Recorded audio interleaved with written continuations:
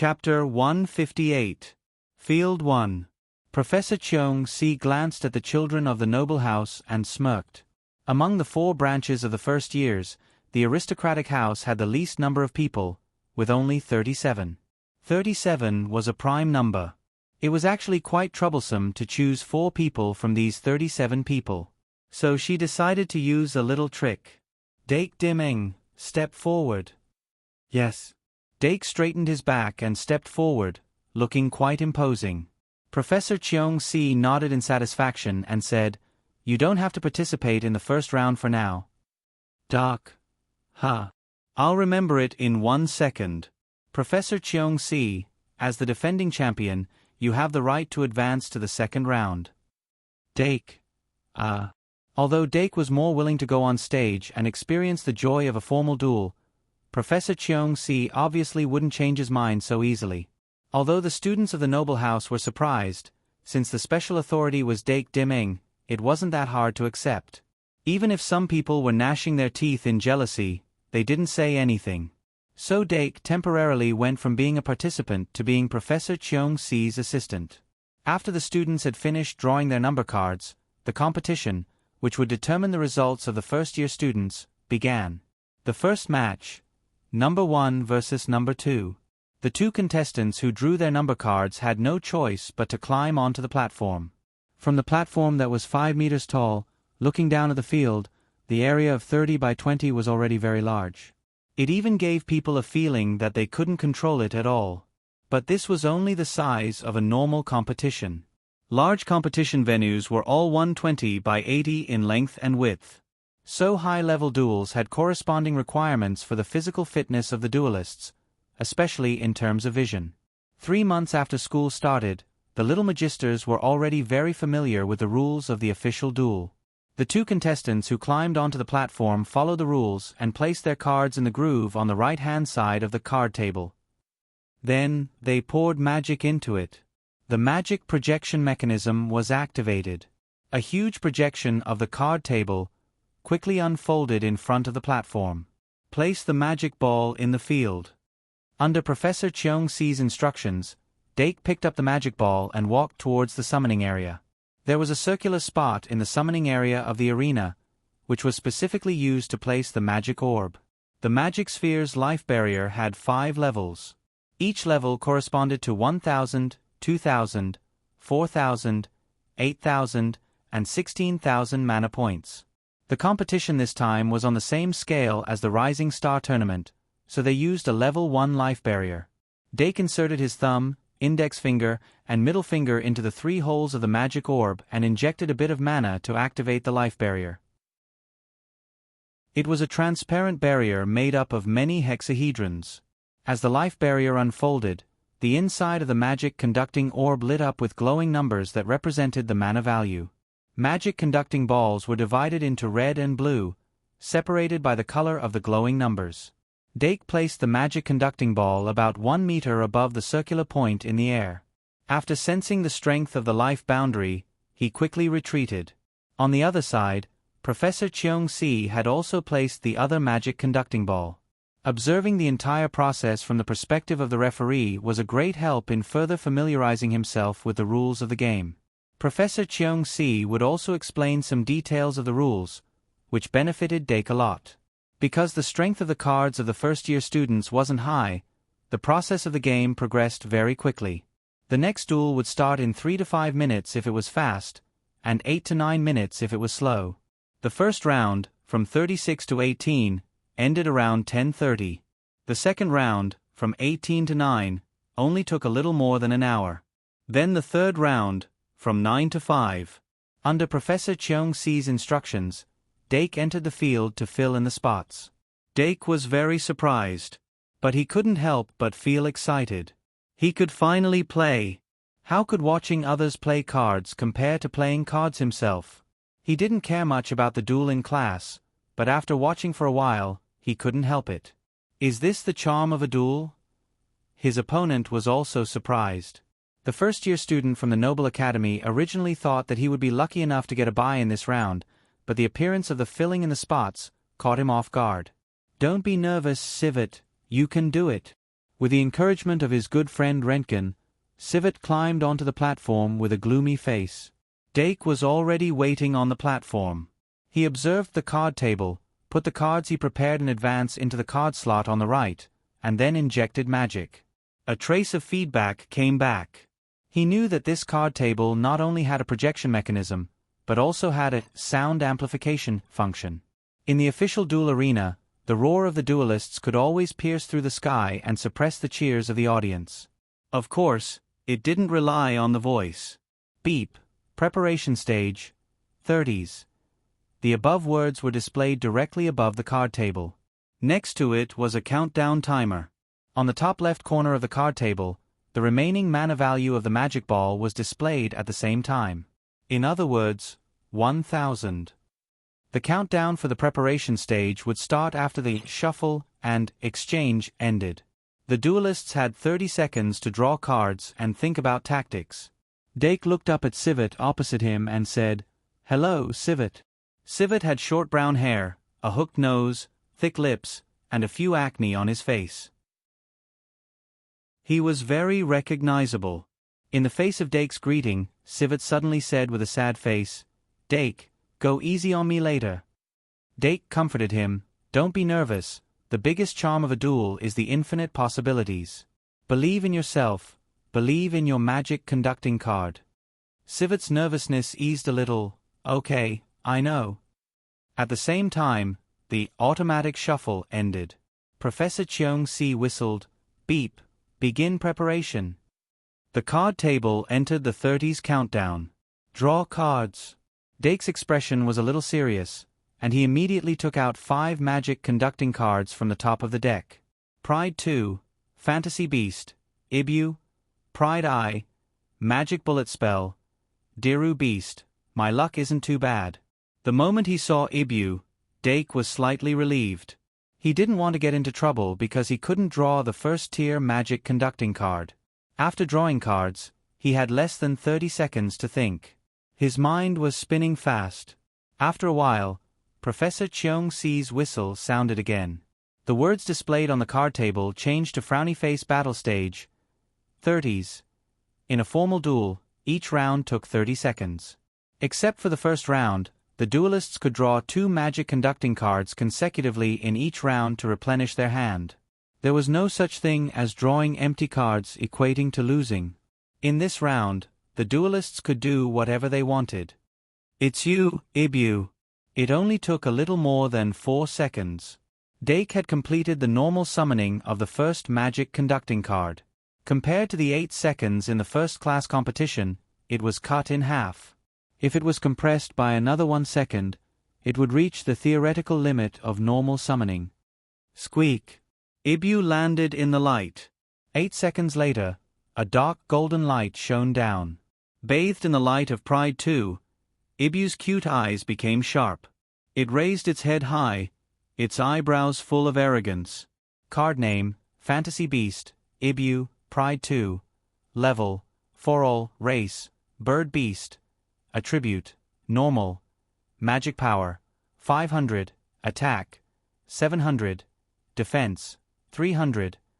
Ultimate Skills, Imitation, Circle Eyes. At this time, Sivert had just summoned his first magic conducting spirit. It was a magic conducting spirit that looked like a unicorn beetle. It was obviously the result of a bet. The 30-meter-long field made the quick attack strategy Dake used in the first-class competition useless. Therefore, he decisively gave up on it and chose to break through from the front. Ibu looked at the opposite side with disdain, its 4 limbs exerting force as it sprinted. Sivert immediately gave an order to his unicorn beetle.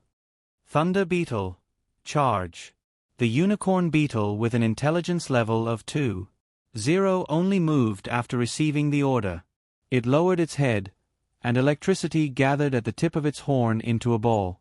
The ball of electricity gradually grew bigger and made crackling sounds. Shockingly, it was an electric elemental magic guide fairy. Dake's heart skipped a beat, and he immediately recognized it. Thunder beetles were a type of insect that was common in the first tier, and they were electric magic conducting spirits. If one was lucky enough to reach the purple level, there was a high chance of obtaining the two ultimate skills, charge and generate. Through charge, to increase its power, it could convert the single target, generate, into an area of effect attack. Ibu would have nowhere to run under the large area of electric shock. The key is to not let it release, generate. Ibu, circle eyes. A slightly indifferent voice spread throughout the field. Ibu responded to its master's order, and its eyes suddenly widened as it ran. Its large black eyes emitted a dazzling dark golden light. A sense of arrogance pierced into the thunder beetle's heart through their gazes. At that moment, that kind of arrogance, as if it was sitting on the stars and overlooking the world, made the thunder beetle feel a great sense of defeat. It lost its desire to attack in an instant. The electricity accumulated on its horn even became chaotic. Ibu seized the opportunity and leaped up, directly sending the thunder beetle flying. Squeak! Ibu landed calmly and saw the ball of electricity on the thunder beetle's horn suddenly explode. The dazzling electricity fell on the thunder beetle's body, causing its magic to drop. It shook its head slightly, and just as it was about to express its pity for the arrogant, it suddenly felt the energy fluctuation above its head. This allowed it to jump in time and dodge Civet's magic bullet incantation. At this moment, the duel had entered the second round. However, Dake did not draw the two magic conducting cards. This was because he realized that Civet's card slot was already empty. Obviously, this student did not have the sixth magic conducting card. Since that was the case, Dake could not go too far. When Civet summoned the second magic conducting spirit, his fantasy beast, Dake fired a magic bullet from afar, destroying it. Chapter 159. Magic Beast was usually a 1-star card with 100 magic power, 100 attack, and 100 defense. But the base power of the magic bullet spell was only 100. Even if the power of the magic bullet spell increased with the addition of magic power, the actual damage it caused was still not that great. But Ivan was already eyeing it covetously. When Civet's magic beast was shot down from the sky, Ivan casually clawed at it. As the two magic spirits were defeated one after another, Civet gritted his teeth and summoned his last magic spirit. It was the magic spirit that he had refined using the basic refining method in class. This magic guide sprite, which was only a 1-star magic guide sprite, was similarly unable to escape Abuse's ravaging and was quickly defeated. The battle is over. Winner, Dake Dimming. As Civet's 3 magic spirits were defeated, Professor Cheong-si judged that Civet no longer had the ability to stop Dake from attacking the magic ball, so he decisively declared the winner. End stage. The words on the card table changed again. According to the normal procedure. Next should be the exchange, taunting, card collection, and declaration. The winner would be interviewed and make a declaration. The loser would leave some words such as, "The green mountains never change and the green water will always flow." This duel would end here. But the atmosphere of the competition in class was not so aggressive. Civet left the stage early with a sullen face. Dark also accepted his card and stepped down from the stage after his victory. How is it, the feeling of winning a duel? Professor Cheong-si saw Dake walk back and asked. Dake sighed, "It's okay, but it's a bit dull." Professor Cheong-si nodded. Indeed, this was not an evenly matched duel. Perhaps the second grade competition is more suitable for you. Dake was startled. Second grade. Dake successfully filled in. 9-5 smoothly ended. The competition progressed to the 4th small round, 5-4. Once again, Professor Jones separated Dark from the rest. This time, it was 4-3. The remaining 4 contestants would first fight in pairs to determine the 2 winners, and then the 2 losers would fight for the final spot. When the first round was over, it was already 1 in the afternoon. Professor Cheong-si gathered the students of the Noble Academy and said in a clear voice, "The first round of the competition is over. The winners should not be proud, and the losers should not be discouraged. No duelist was undefeatable. As a professor, I hope that you can all gain something from this competition. Next, I will announce the winners. First of all, Dake Dimming. Dark, who had only appeared once as a substitute, stood up. Diana. Diana bashfully clung to Dark's side. Teddy Dolan. The red-haired boy puffed out his chest, his eyes filled with fighting spirit. Johnny York's son. A tall and thin man who was half a head taller than the other students of the same grade walked out. Professor Cheong-si glanced at them and nodded with satisfaction. The four of you will represent the Noble Academy in the second round of the competition in the afternoon. I don't want to say much, just bring back the champion. Yes. Dolan's vigorous response resounded throughout the stadium. The other three opened their mouths, and the atmosphere was a little awkward. Professor Cheong-si couldn't help but laugh and clap his hands. Next, you have 1.5 hours to eat and rest. At 2:30, you will gather here again. Dismissed. The little magisters immediately dispersed in an uproar. Luo Si trotted over and played with Diana. The three of them chatted as they walked and soon arrived at the cafeteria. Even though it was already 1 in the afternoon, the food in the cafeteria was still sumptuous. The halfling chefs always paid attention to keeping the food above a certain temperature in order to maintain the best taste. Dake ordered a few dishes and sat down at an empty table. After a while, Diana and Luo Si sat down one after another. The three of them ate lunch together, just like how they did for almost half of the noon in the past 3 months. Diana stuffed a piece of roasted mutton into her mouth, puffed up her cheeks, and asked vaguely, "Dake, how was my performance today?" Dake thought about it for a while. Diana's performance was indeed quite outstanding among the first-year students of the Noble Academy at this time. Her bear series of magic elves were strong enough, and unexpectedly, not only did she have the magic elven card that she got from the gambling card, she also had a few extra magic cards. In particular, one of them, the Bear's Strength, helped her turn the tide in the last round of the first round. So Dake deliberated and said, "You did very well." Diana was a little shy after hearing that, but also a little proud. She couldn't help but want to tell her little secret. But Dake raised his index finger and reminded her, the method of making magic cards can't be revealed casually. For a magus, every secret recipe is a huge treasure. "It's okay." Diana didn't care. "I just found the notes in a book and followed it, and I succeeded." Dake said with a straight face, "That's also your opportunity." Diana, a girl's word. Luo Si looked at the two of them repeatedly and couldn't help but smile. The lunch that day was still happy and harmonious. The coldness of winter seemed to have been dispelled. Around 2 o'clock in the afternoon, the little magi who were supposed to be wandering around Traveler's Street returned to the No. 1 battle hall. The four professors gathered together to discuss the first round of the competition in the morning and comment on the students in their respective schools. As the conversation went on, they couldn't help but focus on a few key figures. Claire, who was in charge of the students of the House of Fools, sighed, "This year's House of Fools still needs to grow. Since my days as a student, their talents need to be accumulated over time to blossom and bear fruit." Professor Li glanced at her. "Like Peter Shervich?" Professor Shi Erfu quickly glared at her and tried to ease the atmosphere. "Shervich is indeed the model of a well-prepared person. Li, it seems that there are many outstanding students in this year's School of Magic?" Li smiled. "Yes, our School of Magic's Dake Dimming is very outstanding." Professor Cheong-si rolled his eyes. "You can't wait to tie him to your feet." Li said proudly, "Of course, he's Li's sweetheart." Claire couldn't help but frown. Professor Shi Erfu was speechless. "Let's get down to business.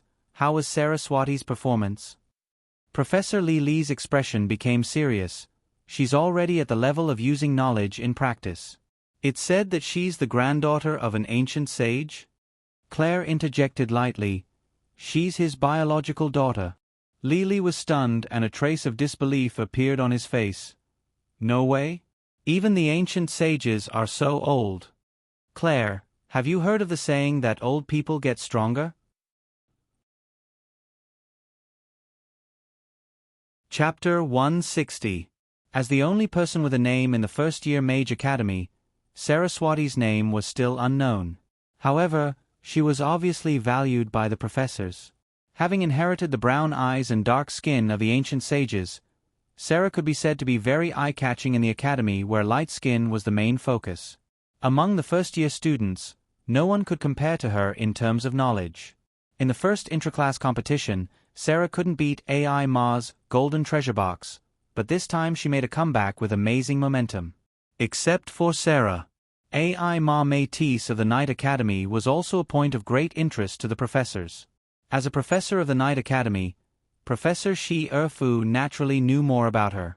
Just as you think, AI Ma Métis is also in the sage pedigree. Her mother is a disciple of the Sage of Mysteries. Professor Li pouted. So why isn't she a student of the Mage Academy? Professor Shi Erfu explained seriously, the selection ceremony is based on a student's magic power, talent, accomplishment, mentality, and other factors when they enter the academy. Since she was assigned to the Night Academy, it means that her qualities at that time were more suitable for the Night Academy, or her mentality was more inclined to the Night Academy. If we do it again now, the results may be different.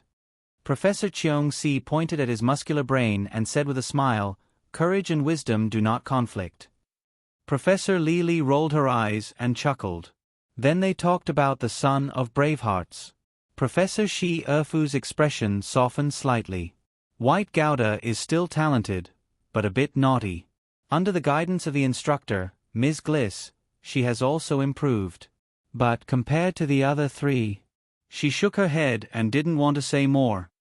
Is it my turn next? Professor Cheong-si crossed his arms and said proudly, "We have few people in this year's Noble Academy, but there are many excellent students. Apart from Dake Dimeng, D. Anna Gratbeer and Teddy Dolan were good kids. In terms of character, I quite like Doran, but D. Anna is indeed more likable." Professor Cheong-si, it's been so many years, but your hobby still hasn't changed. Claire helplessly replied. Professor Cheong-si, what's wrong with liking bears? Professor Shi Erfu said, "Okay, let's start the second round." Then, the professors regained their spirits and walked out of the office. 2:30. All the first-year students had gathered in Combat Hall 1. But unlike in the morning, the students who failed to advance to the second round were very relaxed because they didn't have to go on stage. Most of them were watching the competition as spectators. However, the Little Magister's collective sense of honor was still very strong. Almost every one of them was cheering for their own academy's contestants. The Academy of Knights and the Academy of Nobles, who had always been on opposite sides, bared their teeth at each other. Although the Academy of Knights was once proud of the brave son, AI Ma Métis, had shown a strong competitiveness in the first round of the competition. This made them have strong expectations for this Miss Know-It-All who had gradually integrated into the group. The Academy of Nobles naturally placed their hopes on the defending champion, Dake Dimeng. White Gouda had high hopes at the beginning of the school year, but now, no one cared about him. The gap between them was getting more and more obvious, making him breathless. When Halloween had just passed, he could still rely on his good results to maintain his mentality. Even after being grounded, he could still feel progress under the supervision of Ms. Gloria. In today's competition, he also had the goal of winning the championship. However, in the first round of the competition in the morning, he encountered a difficult battle. His classmates, who he didn't care about in the past, suddenly seemed to have become stronger. If it wasn't for the monster entering the berserk state, he might not even be able to advance to the second round. In short, his mood was very heavy at the moment. In his field of vision, he could no longer see Dake's back. The second round of the competition was slightly different. The 16 to the 8 would still use the single loser elimination system. After the top 8 were determined, the double loser elimination system would be used. Every contestant would have 2 chances. If they failed the first time, they would not be directly eliminated. Instead, they would be placed in the losers group. They would only be eliminated if they failed the second time. After briefly explaining the rules, the professors began to distribute the number plates. From the Academy of Nobles to the Academy of Fools, the number plates were distributed in order. Dake was given number 1. D. Anna was given number 2. After the 16 contestants were given number plates, the professors used the same number plates to randomly draw the competition schedule. The 16 to the 8 would still be held in 4 venues at the same time. Soon, the professors posted the schedule of the competition. Dake was pulled over by Anna and looked at the competition schedule. "My next opponent, number 3? Isn't that Doran?" He turned his head slightly and saw Teddy Doran, who also turned his head at the same time. The Doran family was a big family in the kingdom that was on par with the Garrett Bear family. They were not only comrades in arms, but also absolute rivals. Dake vaguely remembered that he had fought with Doran in the last class competition. At that time, the little mages only had one phantasmal beast, and Doran's phantasmal beast seemed to be a fierce small dinosaur. However, Dake did not give him a chance to summon his phantasmal beast. Instead, he used a rapid attack to defeat him. "Dake Dimming." The red-haired boy clenched his teeth and said Dake's name. After the last competition, he was ashamed of being defeated. He learned from the painful experience and worked hard to improve himself. Finally, today, he gained something. Not only did he successfully advance to the second round, but he also encountered Dake in the first round of the second round. This was the time to avenge his humiliation. "I didn't expect the first round to be a civil war." Dake had a good impression of Doran. He looked at him with pity and then walked to the first arena with Anna. There were a total of 8 matches in the top 16. They were divided into 2 groups. Anna was in the second group. Dake was in the first group. Beep! Professor Cheong-si blew the whistle to remind the contestants of both teams to get on the stage. Dake stood on the stage that was 5 meters high and looked down. Even though it was his second time entering the arena, he still could not get used to the overly wide arena. "Dake." Doran suddenly opened his mouth on the opposite side. Dake raised his head with a puzzled look. Doran said seriously, "Next, I will give it my all." Even though Dake was annoyed, he still replied, "Same." After all, even a lion would give its all to catch a rabbit. Preparation stage. 30s. A standard number appeared on the card table. The 30s countdown begins. Chapter 161. HP 1000. My turn, draw a card. The moment he felt the cold touch of the magic card on his fingertips, Dake's heart sank. At the beginning of the duel, there was no card draw. There was no such thing as a turn. It was only based on the fact that human magic is very limited, that limited the number of cards in the deck. Under such circumstances, the duelists would always use up all their cards at the beginning. The so-called tactics were all predetermined. Who was strong and who was weak was already predetermined at the beginning of the duel. The duel was like a stage for the duelists to display their cards. It was okay at the beginning, but as time passed, it became boring. From the beginning to the rapid decline, it only took a very short time. Later on, the rules gradually changed. Based on the fact that, during wartime, one could not guarantee the number and type of cards in one's hand, the Duel Alliance added a shuffle and card draw segment, adding endless possibilities to the duel. This allowed an industry that almost collapsed to develop again.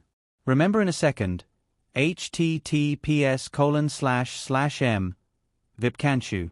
Vip in order to obtain victory in the duel, the duelists had to know their cards like the back of their hand. When they drew any card, they had to be able to improvise and come up with the corresponding tactics. To a certain extent, this also greatly increased the duelist's combat ability.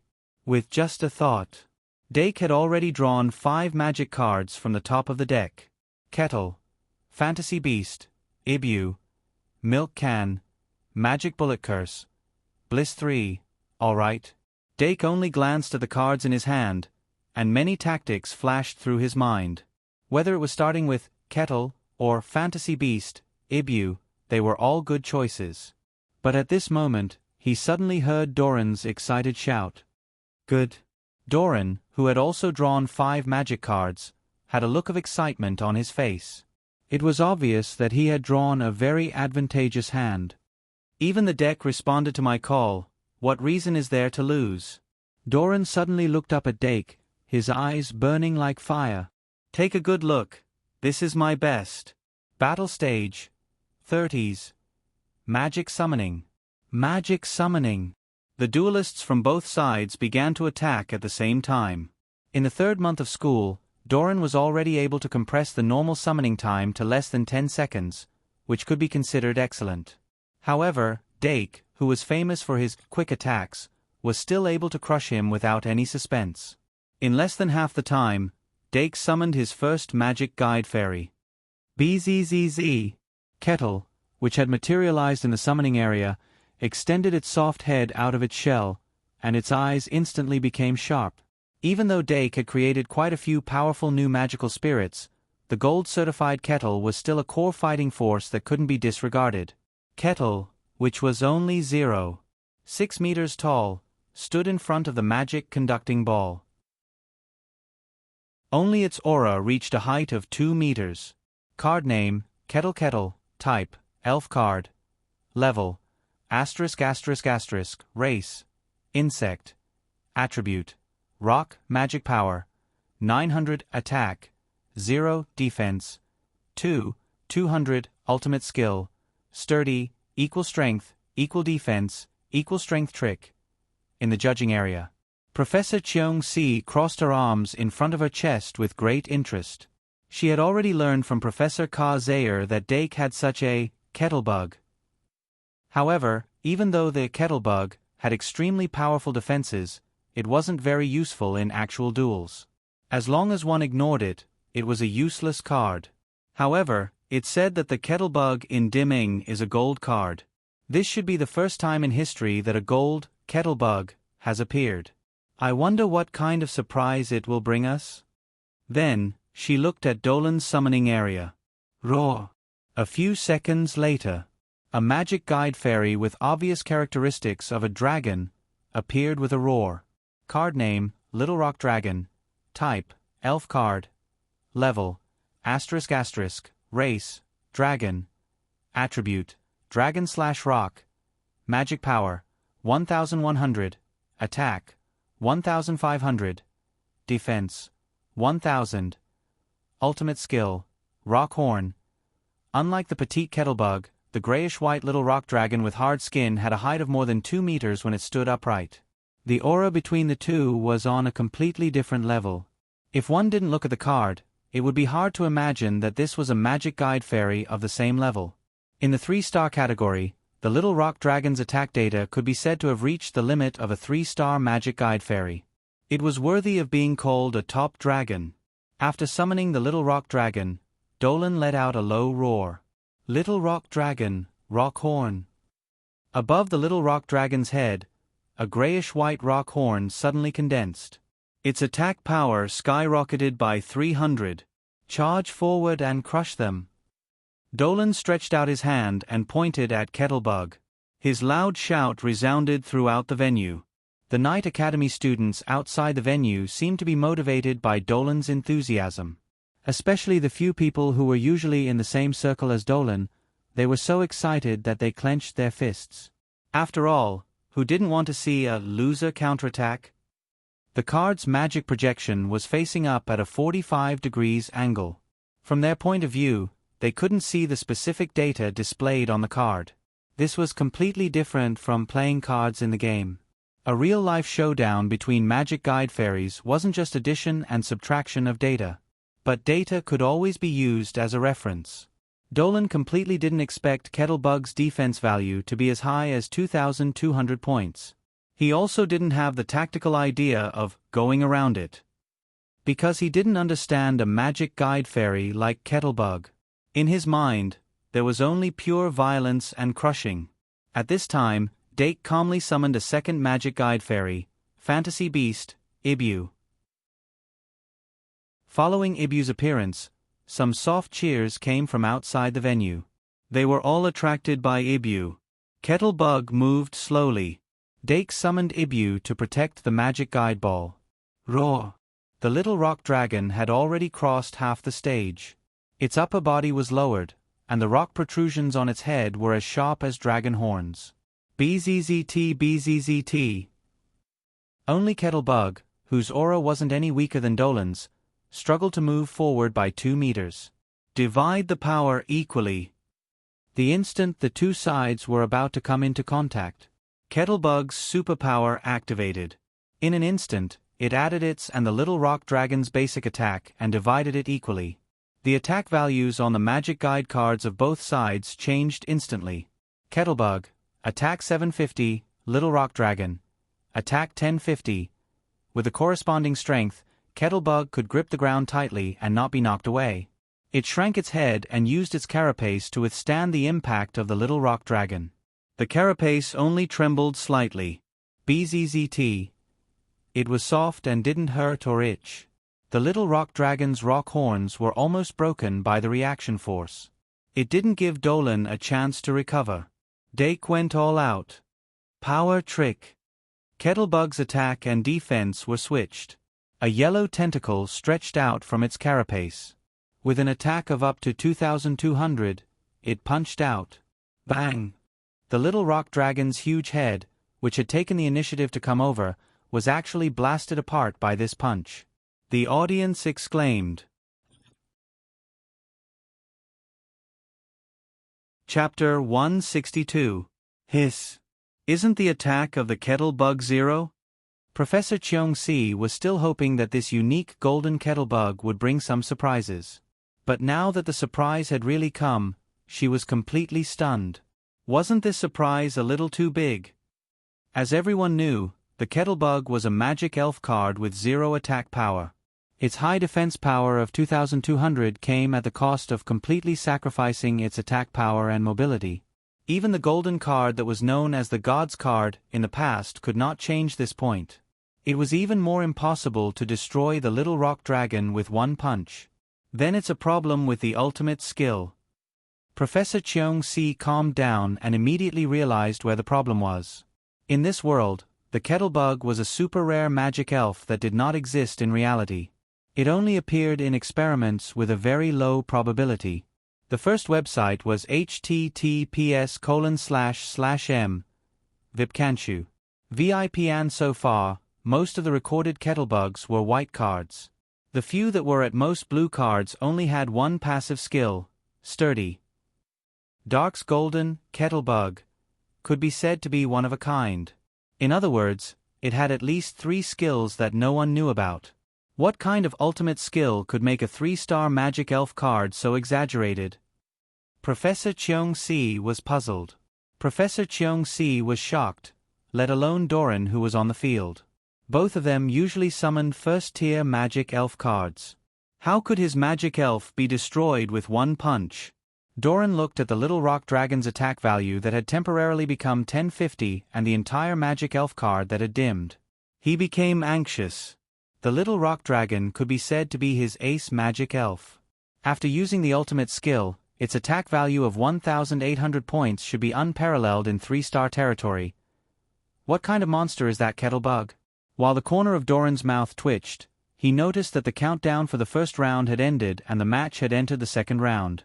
He quickly pulled out 2 new magic elf cards from the top of the deck. The number of cards in his hand became 6. 6 magic guide cards. Other than the magic bullet spell, the rest were all magic guide elf cards. Doran didn't have time to think and quickly chose the Nut Dragon to summon. Card name, Nut Dragon. Type, elf card. Level, *****. Race, dragon. Attribute, dragon/grass, magic power, 1200 attack, 900 defense, 1300 ultimate skill, none. Doran was no longer as hot-blooded as he was at the start of the battle. The Nut Dragon he chose in a hurry was a small dinosaur with a head like a nut. Only its head had a defense of 1,300 points. It was a defense-oriented magic fairy. When the attack failed, they would subconsciously seek stability. At the same time, Dake drew 2 new magic cards. 2 cards appeared in his hand. They were Energy Potion and Diru Beast. The moment the cards entered his hand, Dake began a new round of summoning. Kettle only had the power for 1 punch.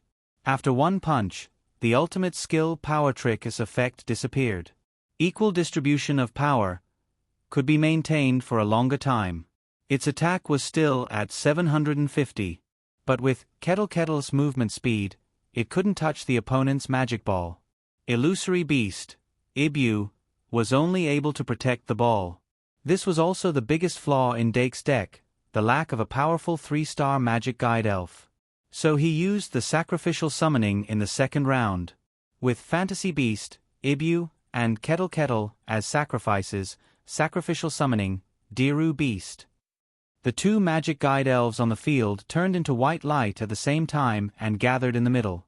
The white light shot out from the Diru Beast magic guide card and merged into it. A white cat with blue vertical pupils slowly floated out from the sacrificial summoning light with one knee on the ground. The whole process took 10 seconds. Diru Beast, join. Almost at the same time, new magic guide elves appeared in the summoning area of both sides. But the expressions of both sides were very different. Sacrificial summoning, it's actually sacrificial summoning. Seeing the appearance of the white cat, Doran's face turned green. Using 1-star and 3-star as sacrifices, I summoned a 4-star magic guide elf. He quickly checked his hand. But looking left and right, there were only elven cards, and there wasn't even a 4-star card in his hand. There were no more powerful high-star magic guide elves. There were also no magic cards to resolve the situation. It was only the second round, and Teddy Doran was already in a desperate situation. Diru Beast, Cat Fist. With the support of the Divine Holy Ring, the Diru Beast's magic power, attack, and defense reached 2,000, 2,400, and 1,400 respectively. At this stage, it was almost invincible. What was even more outstanding was its high mobility in addition to its 3 measurements. It easily crossed the field that was only 30 meters long. The cat's claw, which was copied from the Golden Sword Lion's claw data, instantly tore apart the nut dragon that specialized in defense. The nut dragon screamed and turned into light, leaving only a pitch-black claw shadow in the air.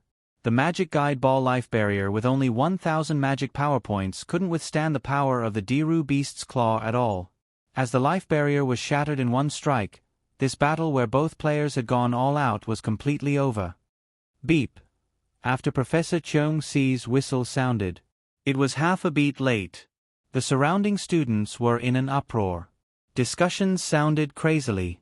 While most of the little magicians were still relying on the random refining method to gamble, their students of the same grade had already refined an extremely powerful 4-star magic guide elf. The light array of the sacrificial summoning spell was like a key that directly knocked on one's heart, making one unable to help but yearn for the even more resplendent world behind the magic gate. There was no doubt that Doc Diamond had played a leading role. While Professor Cheong-Si was praising in his heart, he couldn't help but worry about Doran. I hope he won't fall silent because of a momentary failure. But if he couldn't even cross such a small hurdle, it wasn't worth looking forward to. Of course, as a professor, she would try her best to do some psychological counseling. Battle ended. Winner, Dake Dimming. End stage. Dake kept the Diru Beast back into the magic card, then took out the deck on the card table and prepared to leave the stage. But just as he was about to turn around, a shout from Doran came from the opposite side. Dake. Dake stopped and chose to listen. Doran gritted his teeth. The fall from heaven to hell made his voice tremble. Just go ahead, I'll definitely catch up. Dake's expression eased a little, then he smiled and replied, I'm looking forward to it. Chapter 163. His initial policy was to reduce social interactions and cultivate his character. Other than Anna and Luo Si, who he couldn't avoid, Dake didn't have much interaction with the other students. However, this student Dolong had undoubtedly obtained his favorable impression. A person who was both motivated and willing to take action was the easiest to impress. He had some expectations for Doran's growth and slowly walked down the stage. Round of 16 to 8. The winner advanced, and the loser exited. There were 4 arenas, and each arena had 2 rounds of battles. Dake followed Anna to Arena 2 and watched her duel. The little sorcerers had limited cards, and at this stage, there wasn't much of a gap between them. Remember the URL. VIP Kanshu. 6 Therefore, in the round of 16, most of the competitors were evenly matched, and very few could hide their trump cards. By observing their matches, they would be able to gain an understanding of their strength on paper. In the round of 16 to 8, Anna encountered player 8. Players 2 and 8 enter the arena as soon as possible. Professor Shi Erfu, the head of the Night Academy, blew a whistle. "Come on! Come on!" After being cheered on by Luo Si, Anna walked up to the red team's arena in high spirits. On the other side, the blue team's player was the hero's son. "So white is player 8. Dake's heart skipped a beat, and he was looking forward to this match. However, Luo Si, who was beside him, couldn't help but clench his fingers and say worriedly, "How could it be white? There's no loser's arena for the round of 16 to 8. Dake asked curiously, "Why is there a loser's arena? Can't he just win?" "But..." Luo Si poked his finger and said hesitantly, "But, isn't the hero's son very powerful?" Dake said, maybe. After all, he was the first year's runner-up in the Halloween event. Dake suddenly realized that he hadn't paid attention to White's progress in a long time. "I wonder if he has made a new magic card?" There seemed to be a lot of people paying extra attention to this match. The halo of the hero's son still existed. More than half of the people gathered outside the venue. Ai Ma Métis, who had won the previous match, and Saraswati also appeared. Beside Ai Ma, there were only 2 girls who often sat next to her. If you looked further, you could see Luo Boat Broheim in the crowd. Saraswati seemed to have a high reputation in the School of Magic. Most of the girls in the School of Magic Arts crowded around her. With her silver hair and brown skin, she was extremely eye-catching. Of course, the students of the Night Academy were the ones with the most numbers. Although White thought that no one cared about him anymore, the truth was that the people who should be paying attention to him were still paying attention to him.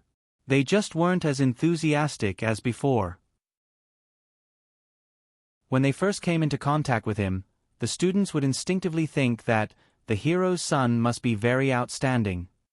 But now, that thought had gradually changed to that of the hero's son should have something special. Moreover, the Academy of Knights already had an exceptionally excellent representative. They placed more of their hopes on Ai Ma. They didn't care so much about White. Amidst all these thoughts, the match began. Preparation stage. Anna tiptoed to make herself look taller, but she felt tired and gave up. The height of the table on the stage wasn't good for her, but fortunately, it didn't affect her too much. After putting the cards into the card slot according to the rules, she raised her head and looked at White across from her. She raised her hand and greeted him enthusiastically. "Hey!" "Hello!" In fact, White was still a little depressed, so he didn't respond because he was distracted. Anna puffed up her cheeks, thinking that she had to use a little more strength later. 30s. The shuffling of cards ended, and the whistle sounded. A countdown appeared above the table. The players on both sides immediately calmed down and drew their cards. Anna looked at the Bear of Earth in her hand and smiled. "I'm in luck." The Bear of Earth was a magic elf that she refined using the basic refining method in class. Among all the discarded cards, that 2-star magic conducting card was still the one she really liked. Card name, Bear of Earth. Type, Elf card. Level, Yen, Race, Bird Beast. Attribute, Ground. Magic power, 1000. Attack, 800. Defense, 1000. Killer skills, Earth Force, Bear's Feathers. Both magic power and defense had reached the top standard of a 2-star magic elf card, and its attack power was not weak either. There were 2 killer skills, which belonged to the rarer purple card. Moreover, these 2 sure kill skills were very practical. On the other side, Werther also drew 5 cards from his hand. Among them, the Troll made him feel more at ease. It was a pity that he didn't get the Taboo Love. Fantasy Beast, Stag, Taboo Love, Troll, and another 3-star magic elf card were the core of his cards. During this period, he also looked for opportunities to gamble cards. Although he only gambled a few times, his luck was not bad. He dripped his blood into the number 1 refining array, and finally obtained a new 3-star card. He had not gotten his hands on it yet. Battle stage, 30s. The moment the first round began, both sides began to summon their magic elf without hesitation. White was faster than Deanna, but there was a limit to it. Deanna's magic talent was very outstanding. Although it could not be compared to the hero's bloodline, it was still outstanding. Only 2 seconds later, the starting sprites of both sides appeared one after another. This was not the first time White's troll had appeared. Its tall body was very rare among 3-star magic elves, and it was unusually eye-catching. It crushed the Little Rock Dragon's 3 Dimensions panel in all aspects, making the troll extremely ferocious. Card name, Troll. Type, Elf card. Level, Yen, race, subhuman. Attribute, normal. Magic power, 1200, attack, 1500, defense, 1400. Ultimate skill, reckless tackle, rage. Whether it was the panel data or the momentum of the appearance, the troll was definitely better. Smash it, troll. Once it entered the duel, White had a natural momentum. He knew that Deanna's Bear of Earth was only a 2-star card, and it could not be a match for the troll. Ow! The troll beat its chest with both hands and roared. It wasted a few seconds before charging forward. Bear of Earth, hold on. Deanna immediately gave the order, and the second magic card in her hand was ready. Bang! After a loud noise, the Bear of Earth successfully blocked the troll's 2-handed hammer cannon. Its magic power had decreased a lot because of this. However, the Earth's strength, that kept surging from its feet, made its magic power slowly recover a little. Then, the first round ended. Deanna did not immediately draw the card, but successfully summoned the second magic card. Magic Beast, Polar Bear. Almost at the same time, Bear's Bond was triggered. A yellow halo appeared under the Bear of Earth's feet. Its magic power, attack, and defense all increased by 200 points at the same time. This made the 3 dimensions of the Bear of Earth and the troll closer. Deanna reached out and took out 2 new magic cards. It's coming. Her smile gradually bloomed. Chapter 164. Under the effect of Bear's Bond, the Earthen Bear's 3 measurements would increase by 200 points for every additional bear that established a bond with it within 100 meters. The highest number of increases was 3. Roar! The Earthen Bear used its sudden increase in strength to push the giant monster away. Then, with a giant bear charge, the giant monster staggered. The giant monster seemed to be embarrassed and angry because of this. It twisted its waist, and its thick giant hand swept across like a giant hammer. But this strike that seemed like a hot knife through butter was successfully blocked by the Earthen Bear. Earth's strength was activated. A layer of yellow light surged from its feet again, and it recovered some of the magic it had lost. It took the opportunity to retreat and defend the magic ball. Its defense has increased? White was shocked. He subconsciously took out 2 new cards from the top of the deck and added them into his hand. Then, he glanced at them and was instantly relieved. Taboo Love was among them. The life enchantment of the magic-conducting orb only had a mana value of 1,000 points, so the more powerful magic-conducting fairies could easily shatter it with a single blow. It was also a slightly evil idea to turn the magic elf guarding the magic ball into the culprit that destroyed the magic ball. However, White didn't do that immediately. While he commanded the giant monster to continue attacking, he summoned his second magic elf. That wasn't Magic Beast, Stag, but a new 2-star magic elf. Card name, Goblin Warrior. Type, Elf card. Level, race, demi-human. Attribute, fighting. Magic power, 300, attack, 500, defense, 300. Ultimate skill, Goblin Whirlwind. It had long ears and a pointy nose, and it looked like an ugly demi-human. It had a simple shield on its left arm, and a rusty short knife in its right hand.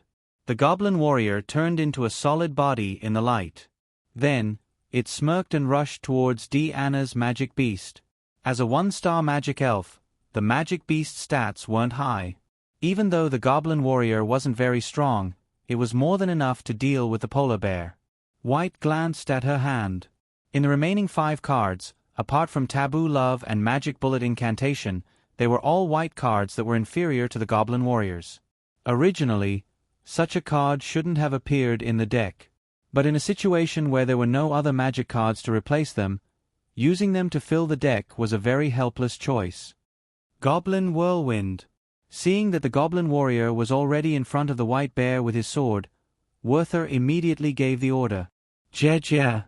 The goblin warrior responded to its master's command. A white light surged out from its hand and climbed onto the blade. As it ran, it twisted its waist, and its entire body, along with the blade, rotated more than 180 degrees. It was an astonishing horizontal slash. Dabai dodge. However, the polar bear chose to avoid the attack. According to Anna's strategy, the polar bear, who was in charge of defense, turned around and grabbed the magic ball, running with it. The goblin warrior's attack missed. He was so angry that he stomped his feet and chased after the polar bear. In a situation where the first-year students hadn't learned how to use magic to control the magic ball from a distance, running with the ball was a very common strategy. To counter this strategy, the easiest way was to summon another magic elf and form a pincer attack. White prepared to summon the 3rd magic elf immediately after the cooldown of the usual summoning spell was over. Even if the 3rd magic elf was useless, it could still be used to block the polar bear. Overall, his thinking was very clear. If he went step by step, he would have a great advantage. Anna from the aristocrat house didn't seem to be as strong as he thought. Just as this thought flashed through his mind, White suddenly noticed that Anna was unusually excited as she raised the magic card in her hand. Under the gazes of many people, the magic card emitted an extremely dazzling light. The strength of the bear. Anna's loud shout resounded through the entire arena. On the field, facing the troll's attack, the bear of earth was barely able to resist. Its eyes suddenly changed, and its body was covered by a layer of extremely bright light. It then let out an excited roar, and strength surged from its limbs and bones. Visible to the naked eye, the outline of muscles appeared on the bear of earth's body, and its body suddenly swelled up by one size. Although it was still not as big as the troll, it was already close to 3 meters tall. Roar. In the roar, the bear of earth finally vented out the humiliation of being suppressed for the entire round. It ran 2 steps, and like a heavy armored tank, it fiercely slammed into the troll's abdomen. Bang! The arrogant troll was actually sent flying. The entire arena was in an uproar. The aristocrat house students had already seen the strength of the bear, but the night house students saw it for the first time. Luo Boat couldn't help but worry outside the arena. But when he remembered that White still had forbidden love, he was relieved. If the bear of earth only relied on brute force, it wouldn't be a threat to White. In my opinion, White just wanted to try to win the battle head-on, and that's why he dragged the battle until now. Otherwise, Anna would have been defeated long ago. He talked endlessly in the crowd, but it seemed like he was being ignored. The bear of earth's sudden outburst made White's face turn stiff. He subconsciously stopped the normal summoning spell that he was chanting halfway, and unconsciously took out forbidden love. No, it's not over yet. White suddenly realized that there was something wrong with his mentality. He quickly stabilized his mind and roared, "Troll, sacrificial tackle." Sacrificial tackle was an extremely powerful sure-kill skill. It could reduce one's magic power by half to inflict heavy damage to the enemy. Although the troll lost some magic power due to the bear of earth's attack, it still had more than half of its magic power left. After receiving the order, the troll's eyes turned red, and its originally ferocious aura suddenly became even more ferocious. It steadied its body slightly, then immediately moved its thick legs and rushed toward the bear of earth. In the process of rushing, an extremely strong bloody light burst out from its body, as if it was a peerless ferocious beast, frightening everyone. But on the other side of the contestant stage, Anna was getting more and more excited. Her innate talent for combat filled her with a thirst for battle, and the magic guiding fairies she had refined were all warlike. Don't retreat, defeat it head-on. The white light on the bear of Earth's body became stronger and stronger. Bear's strength gave it an extra attack of star level x 300, which increased its attack power to a terrifying 1,600. This had obviously surpassed the top level of a 3-star magic elven. Coupled with the explosive power of a bear, its aura was ferocious. The Troll and the Bear of Earth. Two gigantic magic elves violently collided. It was like two heavy trucks colliding. A strong wind burst out from the point of contact. Almost all the students subconsciously held their breaths and stared. Roar! Roar! The Bear of Earth's strength overwhelmed the Troll. However, the Troll's desperate charge also broke the Bear of Earth's defense, causing great damage to the Bear of Earth. The magic power of both magic elves dropped to the freezing point at the same time. The third round, draw a card. The aura of both sides was completely different from before the duel. Anna quickly drew a card, then excitedly raised one of the magic elves and continued to summon. White pulled out a magic elven card that she just drew with a serious expression, and summoned it faster than Anna. Magic Elven Summon, Luminous Python. A snow-white python that was not inferior to the troll in size appeared in the white light. Card name, Luminous Python. Type, Elf card. Level, ****. Race, Reptile. Attribute, Light. Magic power, 1,400. Attack, 1,400. Defense, 1,400. Ultimate skill, Sacred Light. It's coming, it's coming. Luo Boat's excited shouts were unusually eye-catching. But at this moment, no one cared about his embarrassment. This was the first time White summoned his new trump card in public. The Luminous Python had 1,400 magic attack and defense, and its bucket-like waist made it almost have no weaknesses. Its delicate snake scales reflected a clear white light under the illumination of the room's lights. Its head was inlaid with snow-white gems, and its eyes did not have the cold-blooded cruelty of reptiles. Instead, it had a kind of gentleness. Compared to the troll, it was the polar opposite. It was beautiful and sacred. People could not help but think of the moon goddess statue before it opened its eyes. Dake squinted slightly. This was the magic elven that matched the identity of the hero. But the outcome was still uncertain. Only 2 or 3 seconds later, Anna also summoned her third magic elven pet. Walking out of the light was the spirit of the giant bear, which seemed to be the embodiment of light. The giant bear was 3 meters tall with 4 limbs on the ground, and its eyes were deep and kind. It seemed to be old, and was different from the rest of Anna's battle pets. The battle intent of youth had faded, and what was left was the understanding of the vicissitudes of life. This was the embodiment of the bear's will. It was the spirit of all bears. Card name, Spirit Bear. Type, Elven card. Level, ****. Race, Undying species. Attribute, Light. Magic power, 1,400. Attack, 1,700. Defense, 0. Ultimate skill, Spirit Bear Summon. As the embodiment of light energy, the Spirit Bear had almost no defense, but it had a strong immunity to pure physical attacks. At the cost of this, it could break through the limit of 3-star attacks. The only ultimate skill seemed to be hiding a mysterious and great power. It was also the first time Anna summoned her only 3-star magic elven pet in public. Among the large number of useless cards, only this, Spirit Bear, was a surprise that exceeded expectations. The Luminous Python and the Spirit Bear replaced the Troll and the Earth Bear, and became the focus of attention. At the same time, Bear's Bond was triggered. The Earth Bear's magic attack and defense increased by 200 points again. Attack, 1,800. Defense, 1,400. When everyone's attention was attracted by the 2 new magic guide fairies that had just appeared. The Earth Bear gained an overwhelming advantage in the last confrontation with the Troll.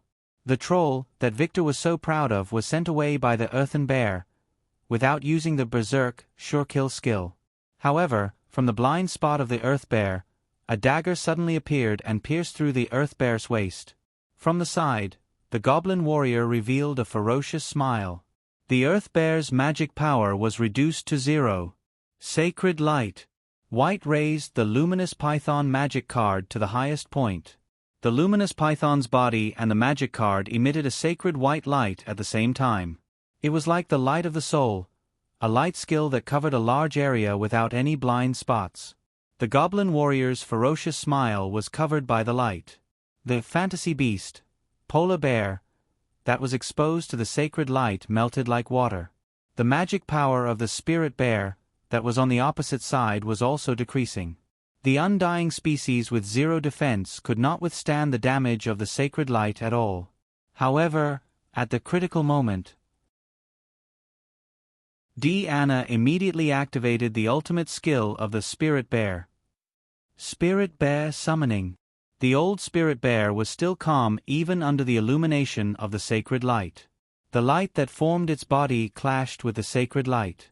Finally, a ray of white light broke through the seal. The ray of white light drew a circle beside it, and a pure white flower bloomed from the center of the circle. A new spirit emerged from the summoning formation. They looked at each other. White's expression changed greatly. The newly summoned spirit bear was the Earth Bear that was killed by the goblin warrior's sneak attack. Card name, Earth Bear. Type, Spirit Bear. Level, XXX. Race, Undying Species. Attribute, Light. Magic power, 1000. Attack, 800. Defense, 0. Ultimate skill, none. White did not know that the revived Earth Bear had become a white card with 0 defense. As the sacred light faded, the spirit bear was still alive. Coupled with the Earth Bear that was reborn from the dead, the pressure multiplied. White unknowingly placed his hand on taboo love again. Whenever he was in trouble, he would think of it immediately.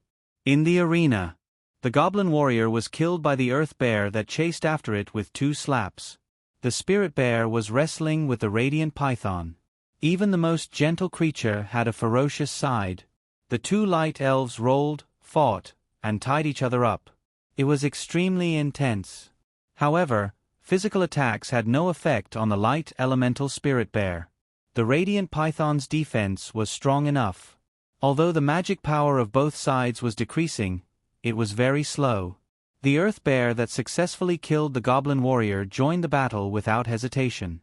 The spirit bear's magic power was insufficient. The Earth Bear held the radiant python back and became a reliable frontline. The spirit bear was finally able to use its 1,700 points of attack power. Every time it waved its paw, a portion of its magic power would be used. The radiant python was defeated by the 2 righteous elves. Werther's heart was filled with urgency. He looked around and quickly looked for the red magic ball. Finally, he found the magic ball behind the spirit bear. "I didn't want to," he muttered something under his breath. White raised, taboo love. After a few seconds, the summoning was successful. The fog released from taboo love floated into the arena and went into the spirit bear's body. The spirit bear paused abruptly. Then, its expression became evil and hot soot appeared in its eyes. The spirit bear was attracted by taboo love, and was controlled by White in a single round. Roar! The spirit bear suddenly roared and turned around to slap the magic ball. With its high attack power, this slap was enough to shatter the life enchantment. However, the spirit bear did not do as White wished. The bear's paw that was raised high did not fall down. How can the bond between me and the spirit bear be severed by a mere charm? Anna's declaration crushed White's heart. 2-in-1 4,300 words. Chapter 165. Bang! White slammed his palm on the table, his face twisted as if he had seen a ghost. Forbidden Love as core ability was indeed brainwashing, but with the magic fairy's intelligence level of less than 3, it was impossible for it to get rid of the brainwashing control on its own, unless the corresponding curse removal card was used. However, Anna did not activate any magic card at all. Just because of a lie? How is this possible? White could not understand this phenomenon at all. His fingers holding the magic card tightened unconsciously. No matter what, forbidden love had lost its effect. After the Radiant Python's ultimate skill went into cooldown, it was difficult for it to cause any damage to the two magic fairies. After just one round, the originally favorable situation had been completely ruined. First website. https://m. Vipkanshu. VIP White's palms were sweating. What should he do next? White was not the only one who was surprised. Professor Shi Erfu's surprise was no less than White's. As a professor of the Academy of Knights, she was more concerned about White. At the same time, she was very clear about the effects of forbidden love. She can rely on the bond with the magic fairy to forcefully remove the brainwashing. I didn't expect Anna to have such a strong spirit magister qualification. No wonder Pawa likes her so much. They are practically carved from the same mold. I really didn't expect this. Dake opened his mouth to express his surprise. He had taught Diana almost single-handedly, but now, she had clearly exceeded his expectations. He was still thinking of establishing a bond with the magical elf through the method of affection after a long time, after refining, Zoo. He did not expect Anna to have already established a bond with his spirit bear. So it is true that the purer the soul, the easier it is to establish a bond with the magic fairy? Dake could not help but think of Professor Claire's teachings these days. Before Professor Claire developed the Zoo, she had established a bond with her own magic elf. Her soul was very pure at that time, and deep in her heart was a pure love for the magic fairy. She was not too utilitarian. He didn't know much about mind summoning either. Just like Anna at this moment, she had only heard of it. Maybe Anna is more suitable than me to be the inheritor of the beast sage? Of course, sometimes, the most suitable one was not necessarily the best. Dake continued to watch the match. At this time, the duel had already progressed to the fourth round. But both sides didn't have many card sets left. Victor, on the other hand, only had one magic card left. He knew very well what the last magic card was, so much so that he didn't even have the desire to draw it. It was his illusory beast. The first magic guide sprite of the Little Magisters. He really liked that stag, but it was a pity that it was only a one-star fantasy beast, stag. Its stats were too low. When there was no need to sacrifice a high-star magical guiding spirit to summon, the one-star magical beast, stag, was no different from those useless cards. That was what he thought. That was why he didn't take out magical beast, stag in the end. The battle is over. Winner, Anna Gratbeer. White didn't use any more magic cards. In the end, he couldn't block the spirit bear's attack. The life enchantment of the magic ball that represented his health was completely shattered. End stage. White supported himself with both hands on the card table. It was as if he had gone through a life and death battle. He was completely exhausted. In the first intraclass competition, he lost to AI Ma. In the second intraclass competition, he couldn't even cross the threshold of Anna. Was it because he didn't improve? That didn't seem to be the case. It was just that the other students improved faster than him. So, what should he do next? Hey God! Anna's voice came from afar. White raised his head reluctantly. Anna blinked her big eyes and asked curiously, "What's your last magic card? Why didn't you take it out?" White glanced at the last magic card in the card slot. He took it out and put it back into the card bag. He then said casually, "Nothing, a useless card." Then, he turned around and left the contestant stage. His back view looked very lonely. The students who were watching the battle probably didn't expect White to be stopped in the round of 16. Many people were surprised. However, they had to admit that Anna was really strong. The students from the Aristocrats' Academy were the happiest.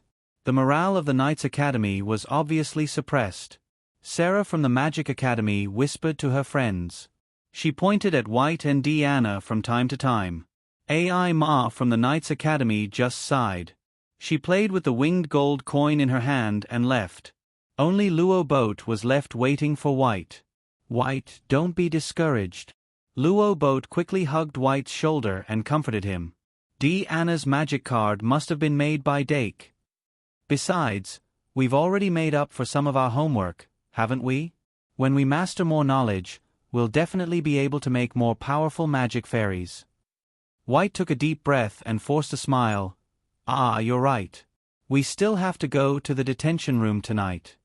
On the other side, Anna, who had left the contestant stage, bounced to Dake and Luo C and showed off. What do you think? My little bear. Dake said sincerely, that's really awesome. Anna, hey. Luo C quickly reminded her, don't be so proud. You have to replenish the magic power of the magic card as soon as possible.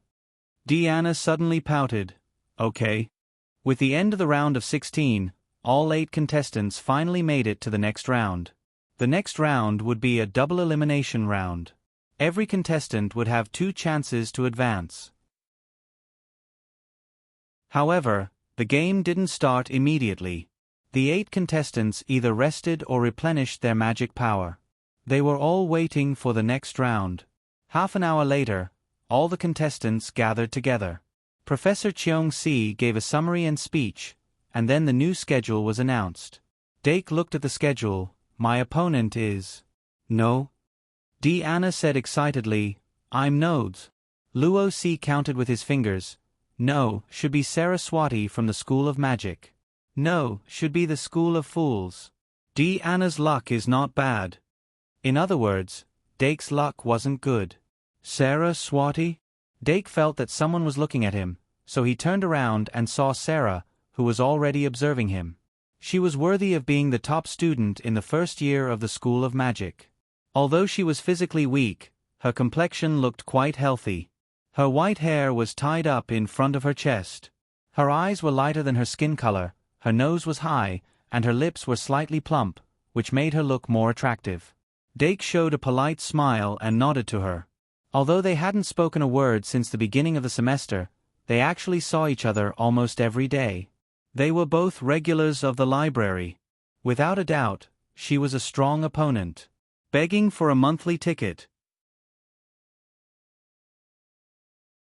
Chapter 166. Beep. Under the urging of the whistle, Dake and Anna encouraged each other and separated. The other 8 contestants also arrived at their respective venues according to the schedule. Venue 1, number 1 versus number 9 venue 2, number 2 versus number 9 venue 3, number 5 versus number 9 venue 4, number 7 versus number 9. The duel between Dake and Sarah attracted more attention. More than half of the students chose to watch the duel in venue 1. Even White, who was defeated by Anna, couldn't help but appear in the crowd with Luo Boat. He remembered the URL. Vipkanshu. 6. He was deeply afraid of the reality that he was gradually disappearing from the crowd. His subconscious behavior was to catch the highlights of the outstanding contestants. Contestant number 1 Dake Dimming and number 9 Saraswati. I don't think I need to introduce them too much. Contestants, please enter the contestant stands. Professor Cheong Si's voice was still as loud and energetic as ever. Dake and Sarah entered the contestant stands. Saraswati didn't start the card table until she was on the stage. She said from afar, hello. Dake put his hand on the card table and replied with magic power, hello? He felt like he had to force himself to call her even though she was right in front of him. Sarah squinted her eyes and smiled. The semester is almost over. This is the first time we're talking, right? Dake nodded slightly. But it's not the first time we're talking. Sarah paused for a moment and then smiled. You're really good at talking. I should have known you earlier. Dake put the cards into the slot on the card table. It's not too late now. Sarah's expression gradually became serious. Let's get to know each other in the duel. Preparation stage. Dake and Sarah's remote communication added a lot of color to the match. The School of Magic was not like the House of Fools, which always stood aloof from worldly affairs. However, because the classes were held at different times from the School of Knights and the School of Nobles, there was no competition. Moreover, most of the students wished that they had 25 hours in a day. The rich collection of Shang Malian books attracted them all the time. For this reason, the relationship between the Academy of Magic Devices and the Academy of Nobles was not as sharp as the relationship between the Academy of Knights and the Academy of Nobles. It was only at this moment, when the top students of both academies stood on the dueling ground at the same time, that the sparks could not be suppressed and burst forth. Even Swati wouldn't be Diamond's match. None of you have ever fought with him, so you won't understand how powerless you are to be his opponent. Dolong shrugged his shoulders, further emphasizing his position. Sarah's fans, who were less than 2 meters away from his circle, glared at him fiercely. One of the girls, who had black hair and bright eyes, had her hair tied into 2 thick braids that hung down to her chest. She was particularly imposing. Boys always don't know the immensity of heaven and earth. Sarah will teach you how to behave. Doran held his head high. My upbringing doesn't allow me to say harsh words, but you have to know that this era is still supported by men. Heidi, that's going to be a thing of the past. Doran, ridiculous. The two of them stuck to their own words and gradually went off topic. However, the duel on the field would not stop because of them. 30s. The moment the automatic shuffling ended, the countdown for the preparation stage began. The players on both sides had already switched their states and were fully immersed in the duel. Dake quickly took out 5 cards from the top of the deck. Kettle, Trash Slime, Diru Beast, Reveal Powder, Pride Eye. Has the sacrifice for the summoning ritual been formed? Dake quickly estimated the possibility of summoning a Diru Beast in the first round. Then he looked at Kettle. If there was a pot, then there was a pot. If there was no pot, then there was E. Without a doubt, this was the best solution for Dake's deck. As the 30 seconds countdown for the preparation stage reached 0, the table would emit a reminder that the clock had reached 0. Experienced duelists were especially sensitive to this sound. They relied on this sound to instantly confirm the start of each round. 30s. Battle stage. The atmosphere on the field suddenly changed. Magic summoning. Doc took out Kettle from his hand and summoned it at an extremely fast speed. It had been less than an hour since the last duel. Most people still had the image of Kettle punching the little rock dragon's head in their minds. At this time, they would no longer underestimate this 0-attack 3-star magic elf card. Right after Dake, Sarah also completed her summoning. What appeared in the blue side summoning area was a black cat about the size of Kettle. The black cat's ears were huge and there was not a single strand of hair on its body. There was an indescribable strangeness in its golden eyes. Card name, Sphinx Cat. Type, Elf card, Level, Race, Bird/Beast. Attribute, Dark, Magic, 600, Attack, 600, Defense, 600, Ultimate Skill, Shadow Stomp. According to legends, the Sphinx Cat was a cat that was reborn from the underworld.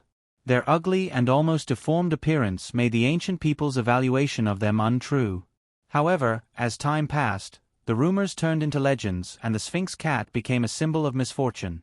In the last century, witches and witches were very fond of the Sphinx Cat. They believed that the Sphinx Cat could attract misfortune and reduce the side effects of prophecies. Sarah's Sphinx Cat was not the result of a gambling card. She also rarely used gambling cards. The Shang Malian Traveler's Street had extremely rare materials that were difficult to buy even in the outside world's black market. Relying on the refining method passed down from the ancient sages, Sarah finally succeeded in refining this 2-star magic elf card after Halloween. Although she was not particularly satisfied with the blue quality, she still liked it very much. Knowledgeable people would not judge things based on appearance. Sphinx Cat was undoubtedly one of Sarah's core battle tactics. However, before this, she had never summoned it in public. Because she was facing Dake Dimeng, she did not hesitate to use her trump card. Although Kettle Cat was summoned faster than the Sphinx Cat's mobility was much higher than Kettle Cat's. When it landed on the ground, it gathered strength in its 4 limbs and suddenly bounced up. The whole cat turned into a black arrow and rushed into the opponent's field like the wind. Although Dake maintained a trace of vigilance, due to his trust in Kettle Cat, He waited for the cooldown to end and immediately began to summon the trash slime. With a 3-star kettle cat and a 1-star trash slime as the sacrifice, he could summon a 4-star Diru beast. As long as the Diru beast appeared, it would crush the opponent. However, the black furless cat did not attack Kettle Cat. Instead, when Dake successfully summoned the trash slime, it stepped on Kettle Cat's shadow. Its golden eyes emitted a bright light. Shadow Stomp. Activate. Chapter 167. Huhu's shadow was nailed to the ground all of a sudden. Bzzz bzzz. A strange feeling that it had never felt before spread from the shadow to its entire body. Huhu, whose intelligence level had already exceeded 3.0, clearly showed a panicked expression as it struggled with all its might. However, wave-like ripples appeared on the surface of its tentacles. Its entire outline was completely nailed to the ground and it could not move. "I've stepped on it." Sarah, who was on the blue team's platform, could not help but reveal a smile. Anyone who had seen the duel between Dake and Doran would understand the value of this Huhu card. It must have a core position in Dake's deck. Sarah was in the middle of a duel at that time, but after the duel, she obtained the relevant information from her fans. Remember this in 1 second. https://m. Vipkanchu. VIP collecting information on competitors. This was a very natural thing for people whose goal was to win the championship. Sarah had done a very good job of that. After careful analysis, she felt that the value of Huhu was not only limited to its single card strength, but also because it was the only 3-star magic guide spirit that Dake had taken out so far. 3 stars plus 1 star equals 4 stars if she wanted to summon the 4-star magic guide spirit that had appeared previously, Diru Beast. The existence of Huhu was very crucial. In other words, as long as Huhu was completely sealed, more than half of Dake's deck would be crippled. And Sphinx Cat was a magic guide spirit card that was specially used for sealing. Its sure kill skill, Shadow Stomp, could completely nail a magic guide spirit to death. Regardless of whether it was moving, summoning, or even sacrificing, all actions that wanted to change its coordinates would be prohibited. Of course, as a 2-star magic guide spirit card, the flaws of Sphinx Cat were very obvious. When it maintained Shadow Stomp, it had to continuously inject magic power and could not move. The stronger the struggle of the prey that was stepped on, the more magic power it would need to consume. And the magic power of Sphinx Cat was only 600. Therefore, before Sphinx Cat's magic power was exhausted or it was forced to lift its leg, it had to end the battle quickly. Sarah calculated the speed of magic power consumption and judged that she only had less than 2 rounds left. However, duelists were in a race against time. 2 rounds were more than enough. She glanced at the trash slime that Dake had summoned, and she couldn't help but grin. This should be a 1-star magical guide spirit. Coupled with a 3-star Kettle. Is it trying to quickly summon a 4-star card? As expected, he still hasn't realized that I've locked Kettle. Magical summoning. Blue team's summoning area. Another magic guide spirit belonging to Sarah was summoned. She had a well-defined face, a graceful body, and strong limbs. It was a black hound with golden patterns on its body. Card name, Anubis. Type, Elf card. Level, 00. Race, Bird. Attribute, Dark, Magic Power, 900 Attack, 900 Defense, 900 Ultimate Skill, Shadow Hunt. Similar to the Sphinx, the Anubis was often mistaken for the Grim Reaper's pet due to its elegant posture and habit of lurking in the shadows. But in fact, they were just a dog breed named by humans. They were usually friendly, smart, vigilant, and loyal. They were experts at hunting rabbits. They were loved by both hunters and assassins. Lurking in the shadows, hunting for death. When the aura of death shrouded the trash slime, Dake's sacrificial summoning was already halfway through. With trash slime and Kettle as sacrifices, sacrificial summoning, Diru Beast. The trash slime was wriggling on the ground like a puddle of water. Kettle Kettle's shadow was stepped on by the Sphinx. The two magical guide spirits emitted white light under the sacrificial summoning. Strands of light converged between the two. The trash slime's body was pulled into threads in an instant. The outline of Kettle Kettle's body also showed obvious signs of stretching forward. But the Sphinx's golden eyes suddenly emitted a golden light, suppressing its body that was about to turn into light. This is... Dake's sacrificial summoning came to an abrupt end. His expression changed slightly. He was used to the simple tactics of the little mages. He didn't expect that someone would have the technique to stop the sacrificial summoning. Why did Dake's sacrificial summoning get interrupted? Outside the arena, Doran had originally thought that the Diru beast would appear again. He had originally looked at Heidi with a mocking expression, but now he couldn't help but cry out in surprise. The thick braid girl crossed her arms and sneered, "This is Swati, the pride of our magic academy." Tension and joy. The two different atmospheres quickly spread between the two academies. This is bad.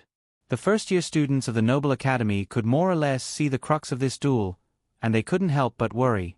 Most of the students of the Knight Academy and the Fool Academy were confused. What happened just now? Luo Boat asked with a puzzled expression. The changes in the arena were beyond his knowledge. Werther was slightly hesitant as he guessed, maybe the black cat did something to him? Dake's sacrificial summoning failed. Luo Boat had a surprised expression. Sacrificial summoning can be stopped? Then isn't Dake's situation very bad? White's expression was rather grave. It's like this. Not only did he waste the time to cast the sacrificial summoning spell, but the slime didn't look like it could fight against the Swati hound. Once the slime as one of the sacrificial offerings was destroyed, it would be difficult for him to have a second sacrificial opportunity. Luo Boat's face paled. So Swati of the Magic Academy is actually this powerful. In reality, Dake's trash slime was even weaker than everyone had imagined. The trash slime with 0 attack and defense only had a sure kill skill, strengthened stomach acid, which was used to aid digestion. Against the extremely fast vicious hound, the trash slime, which was not much slower than Kettle, didn't have the slightest ability to resist. The Anubis shadow suddenly elongated, and its body suddenly followed the shadow, its sharp claws tearing apart the trash slime's body in an instant. Drip. The start of the second round passed in that instant. Dake suppressed his nervousness and calmly added 2 new magic guide cards from the top of the deck into his hand.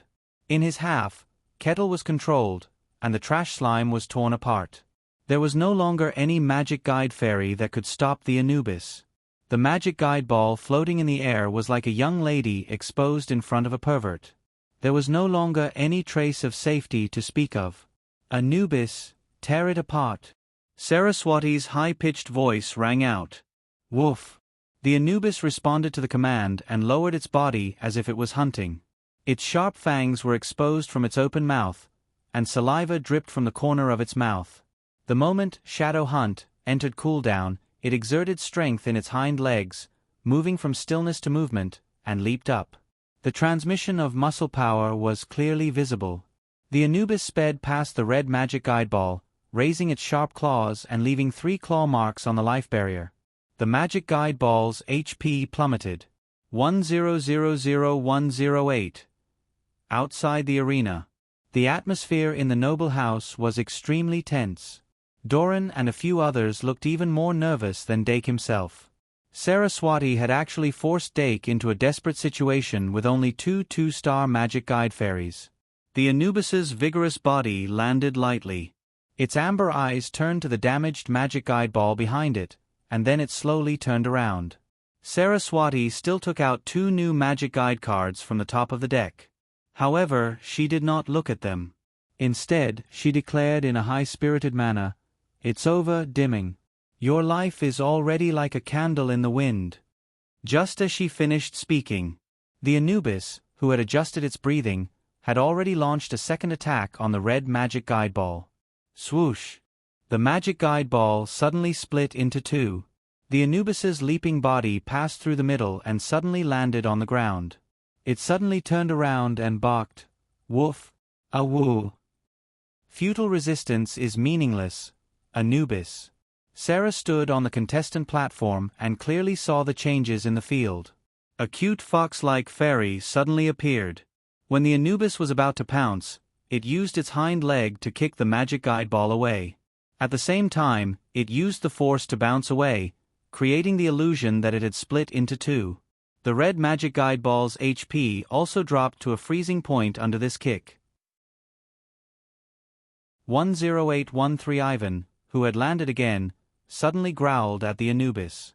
Sarah remembered that this petite magic guide fairy should be Dake's fantasy beast. It was a 1-star fairy with 100 magic attack and defense. A mere fantasy beast could not pose a threat to the 2-star Anubis. However, in the previous duel, Dake seemed to have used some kind of magic card to strengthen it. The moment her thoughts turned rapidly, Sarah pulled out a magic guide fairy card from her new hand.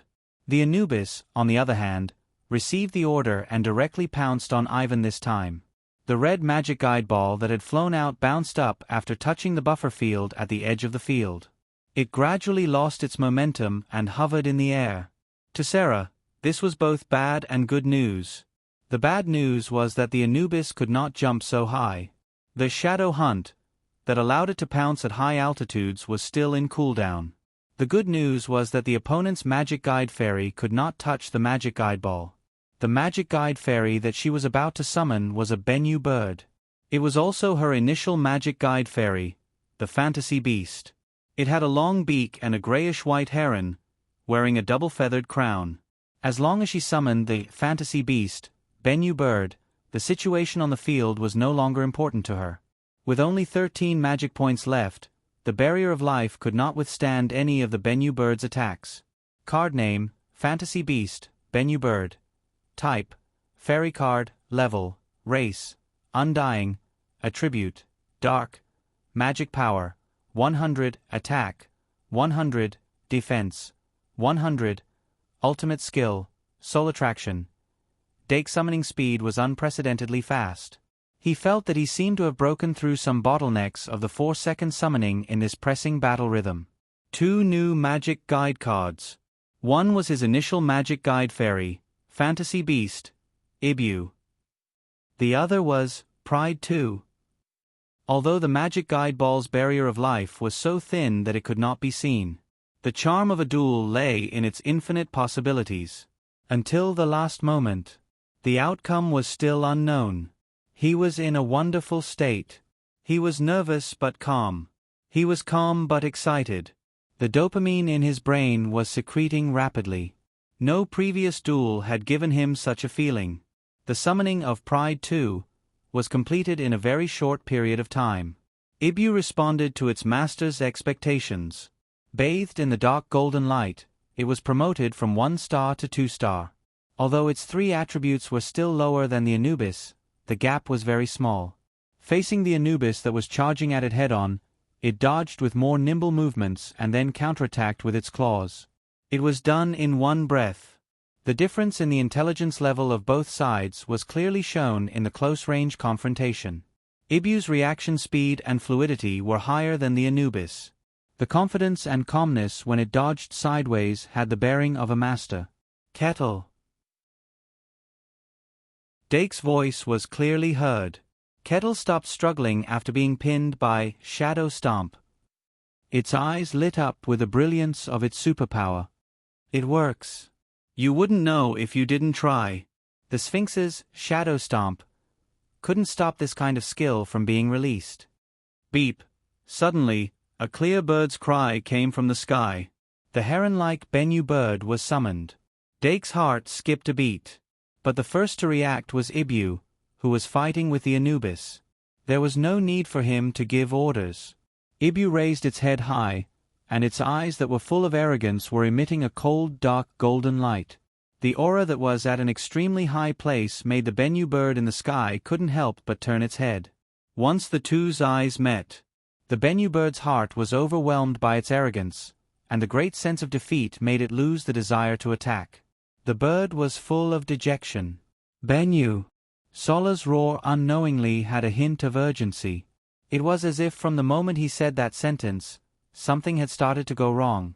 Suddenly, there was a burst of exclamations outside the field. Sola turned her head and revealed a hint of surprise. It was the Anubis that took advantage of the gap when Ibu raised his head to use circle pupil. It pounced from the side and bit Ibu's neck.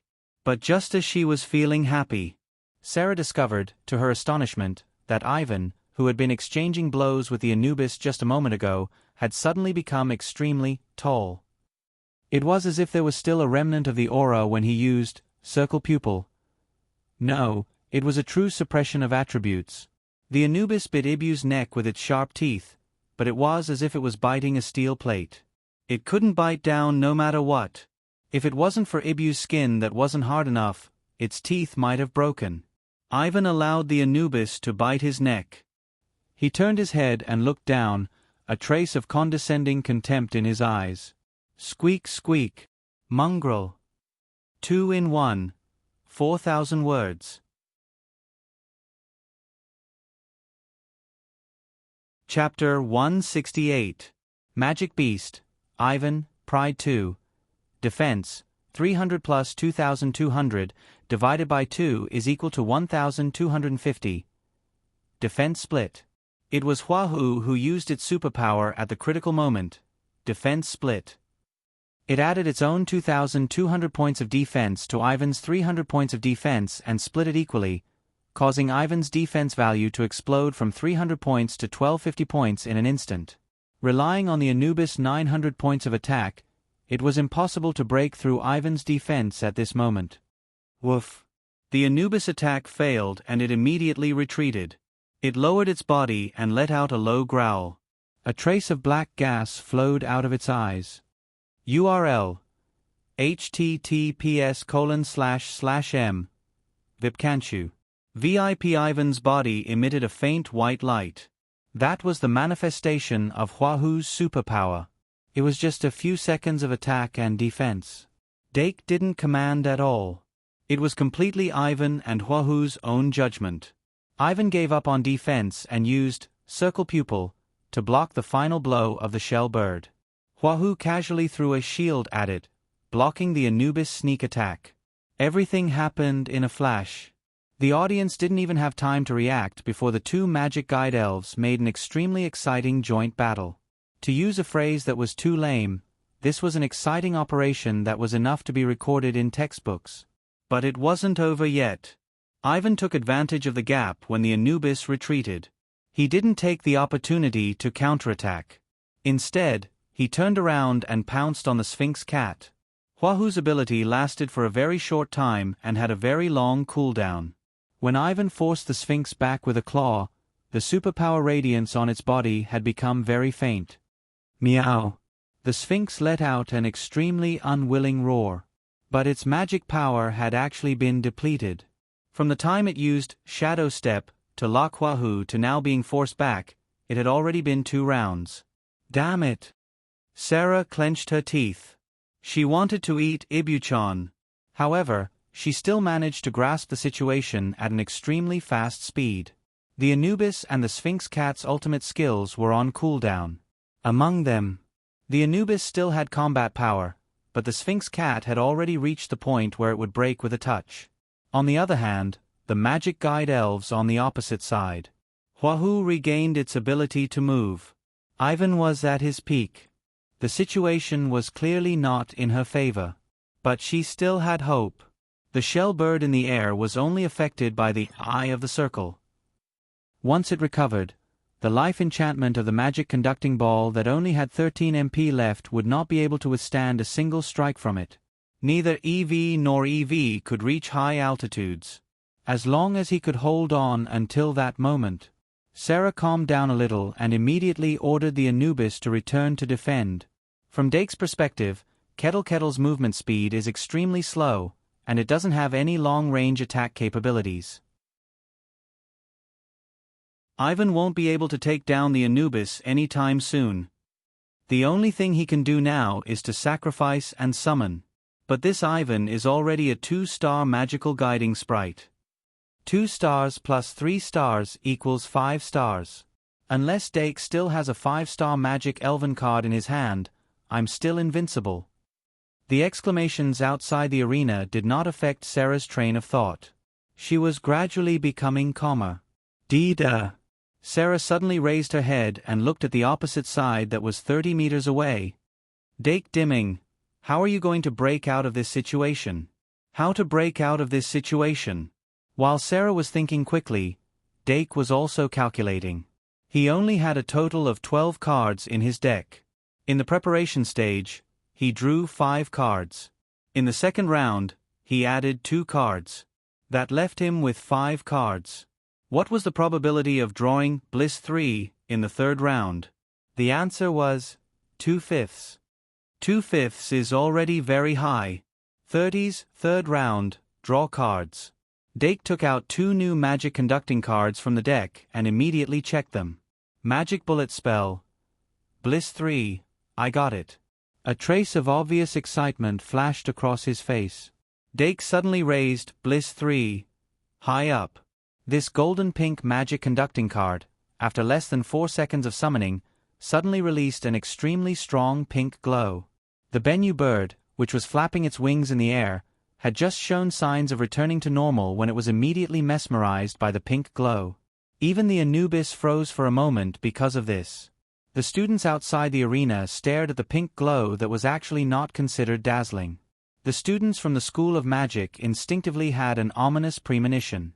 The students from the Aristocrat House of Aristocrats took it as a sign of a comeback. Only White Gouda suddenly grabbed Taboo Love in his hand. The way Dake controlled Bliss 3. It was very similar to the way he controlled Taboo Love.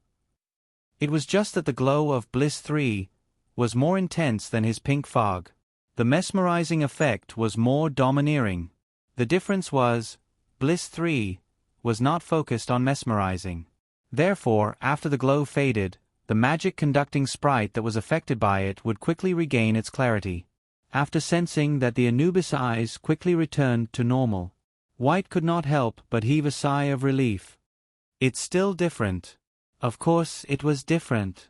Originally, the leap from 1 star to 2 stars was enough to shock people. But at this time, Illusionary Beast, Ivan, not only did its star level and 3 measurements increase, its card surface, its form also underwent a drastic change under the illumination of the strong pink glow. How is this possible? Sarah Swati slammed her hand on the card table. Her eyes were filled with disbelief. The audience outside the arena had already held their breaths. In an instant, silence fell over the perimeter of Venue 1. Professor Cheong-si also looked at the changes in Ivan's form in astonishment. Illusionary beasts were essentially illusory beasts that did not have fixed forms. They were illusory and unfathomable. Before they were seen by people, their forms were uncertain. They could be cats, dogs, or even dragons. Every illusionary beast that people saw could take on a completely different form. But after it was refined into a magic-conducting sprite. During the process of creating the illusionary beast, the Archmage would have some understanding of it. The moment it was seen by the Archmage, it would forever be fixed in that form in the eyes of the Archmage. In Professor Cheong-si's knowledge, he had never heard of a fixed, illusionary beast being able to change again. The more he understood, the more inconceivable it was. Dake Dimming, without a doubt, broke this little bit of common sense and researched something that had never been done before. He's still in his first year. After the astonishment, he sighed in admiration. Professor Cheong-si was very gratified that this magic-conducting genius came from his academy. And in the arena, under the illumination of Bliss 3, the emblem of Bliss appeared on Ivan's forehead. Moonlight with a trace of pink mist was released from his forehead. His petite body rapidly changed in the light. From a height of 0.3 meters, it became 1 meter in the blink of an eye. His originally soft brown fur was quickly dyed with a layer of black. The ring pattern on his body emitted a pink glow. He was the agent of the moon that walked in the night, a charming sprite that symbolized bliss. The entire process seemed slow, but it was actually extremely fast. He raised his head, and the remaining light retracted back into his forehead. Moon Ivan, enter. 4 seconds later, Dake pulled out Pride Eye by a hair's breadth. As the dark golden ball of light entered Moon Ivan's body, this defiant finally didn't run out of the arena. Shadow Ball.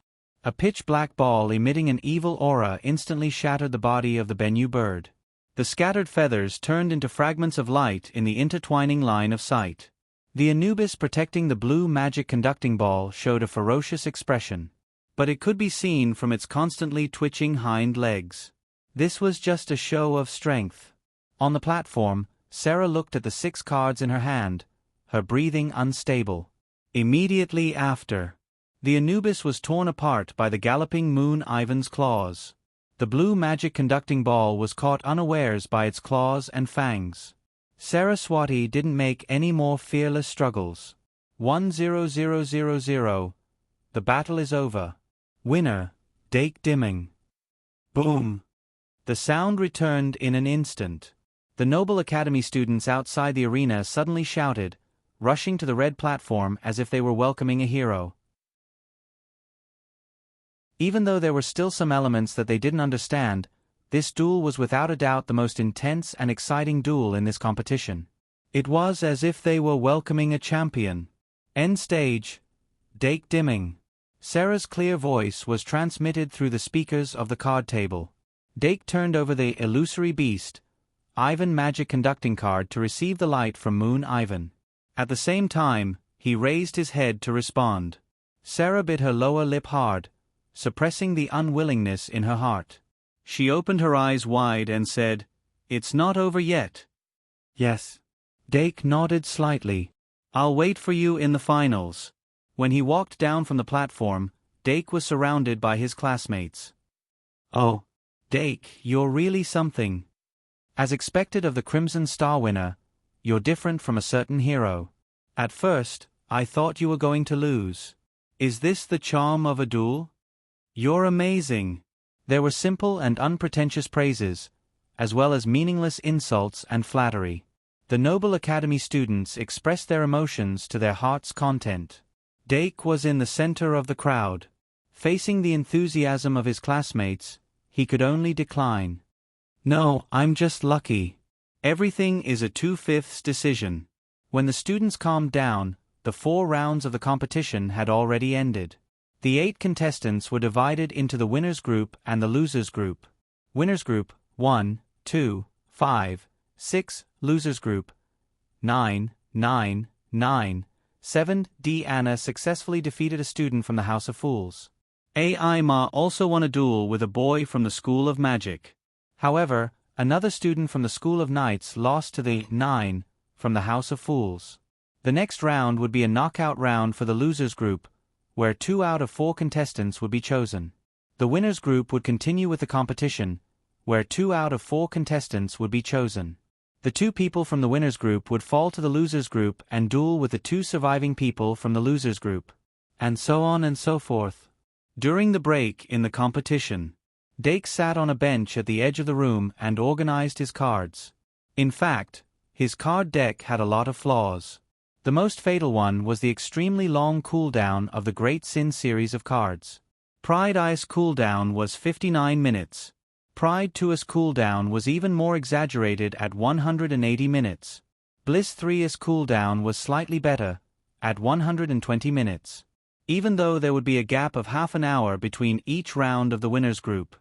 However, from the quarterfinals to the finals, there were only 4 intervals, a total of 120 minutes. This meant that Pride 2 could no longer go on stage.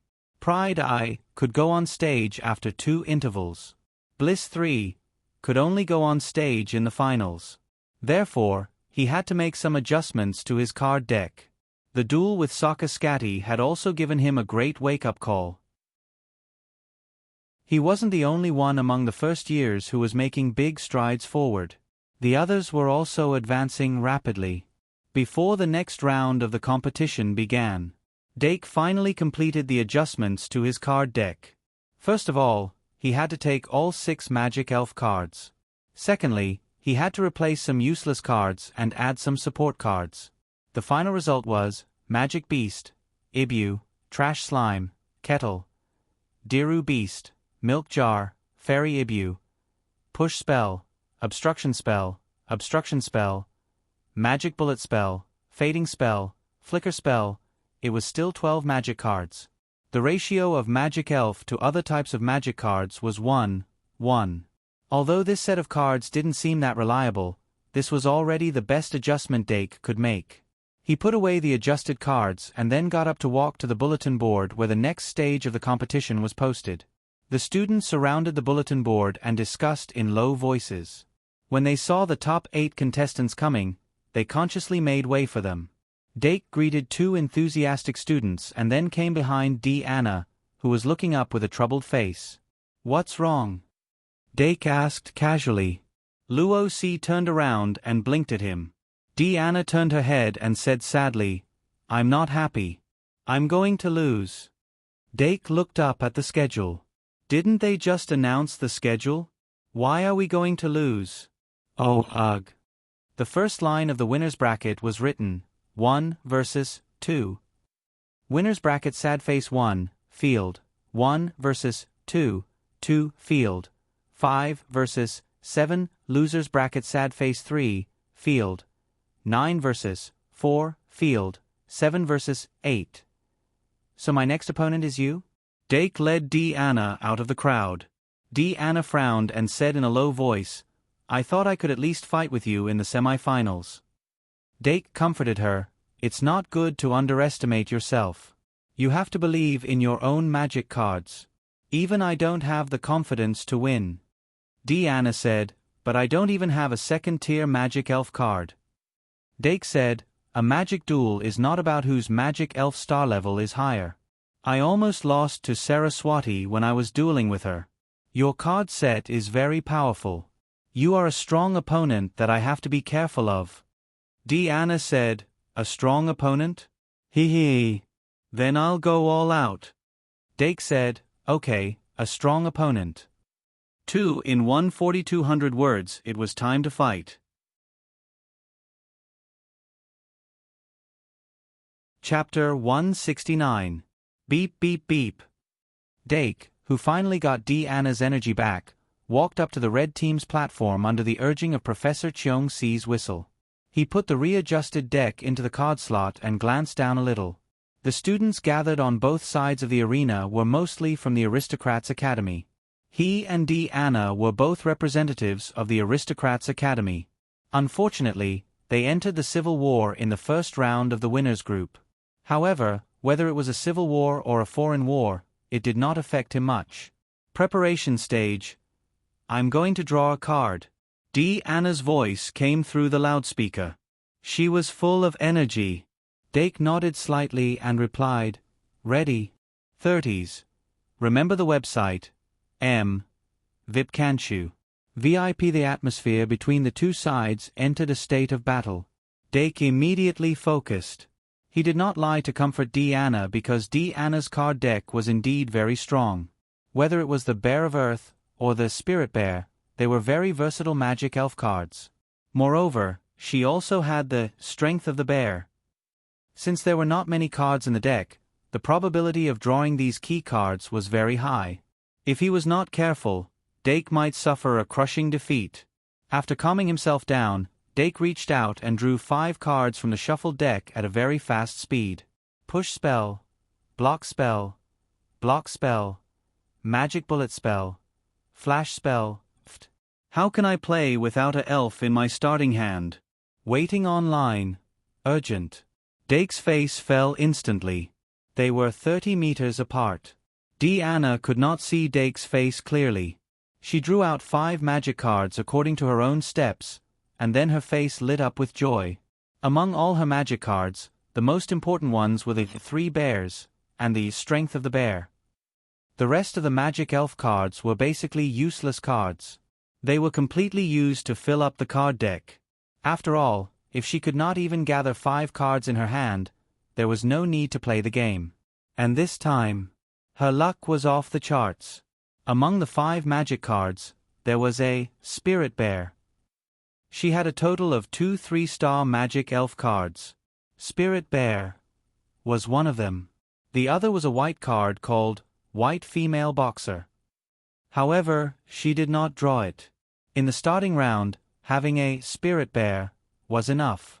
Moreover, there was a strength of the bear. Spirit and strength of the bear could increase its attack, which was as high as 1700 by 300, which was a total of 2600 attack. This even broke the limit of a 5-star card. Without a doubt, this was the most offensive combination in Diana's deck. And now, she had drawn these 2 magic cards in the first round. Battle stage, 30s. Dake was still hesitating. Without hesitation, she started summoning the bear. The light in, light, the light, light, light, light, light 2 is a 3-meter-tall light elemental giant bear walked out of the light under countless gazes. Its face was wise and kind, like an old man telling stories to children in the yard. Diana actually summoned this bear in the first round? Outside the arena, White, who chose to watch the duel, could not help but be stunned. This bear that broke the charm of taboo love, with only the so-called fetter, left a deep impression on him. With an attack as high as 1700, it was almost immune to physical attacks. Even if one only looked at it from the front, it was the absolute nemesis of Troll. In order to defeat the bear, he could only rely on the ultimate skill of Radiant Python, Sacred Light. It could be said that his deck had been surpassed by Diana in terms of strength. I wonder how Dake will deal with it? With this thought, White looked at the summoning area of the red team. With Dake's summoning speed, he should be able to summon the magic elf faster than Diana. However, the summoning area of the red team was empty at this moment. What's going on? The same question appeared in everyone's mind. The first-year students probably did not have this kind of trouble, because they did not have more than 5 non-magic elf cards. Therefore, for a moment, they didn't expect that Doc actually didn't draw any magic elf card. However, Professor Cheong-si, who was the referee, could not help but smirk. If one did not draw any magic elf cards in the initial stage, what should they do? This was a topic that would be held in the next semester. Since someone's learning progress was ahead of time, he would naturally encounter the problem of being ahead of time. I wonder how he will deal with it. On the red team's platform. After the initial shock, Dake had regained his calmness. 1 round is 30 seconds.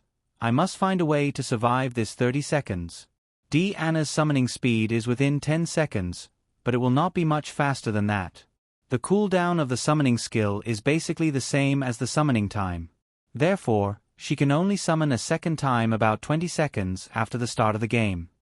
The second summoning can only be completed when the first round is about to end. After that, there will be another 10 seconds of cooldown. In other words, I only need to face 2 summonings. Dake used every minute and second of the preparation stage to think.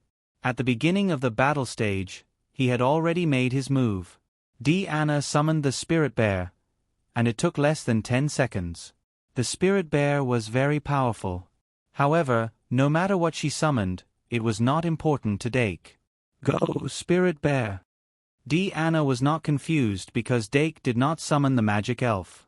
Since it's Dake, there must be a reason for Dake. Based on trust, she attacked without hesitation. The Spirit Bear, which was as big as a small mountain, moved its 4 limbs and ran faster. The Spirit Bear's physical immunity was based on its existence as an energy body. This was different from a spirit.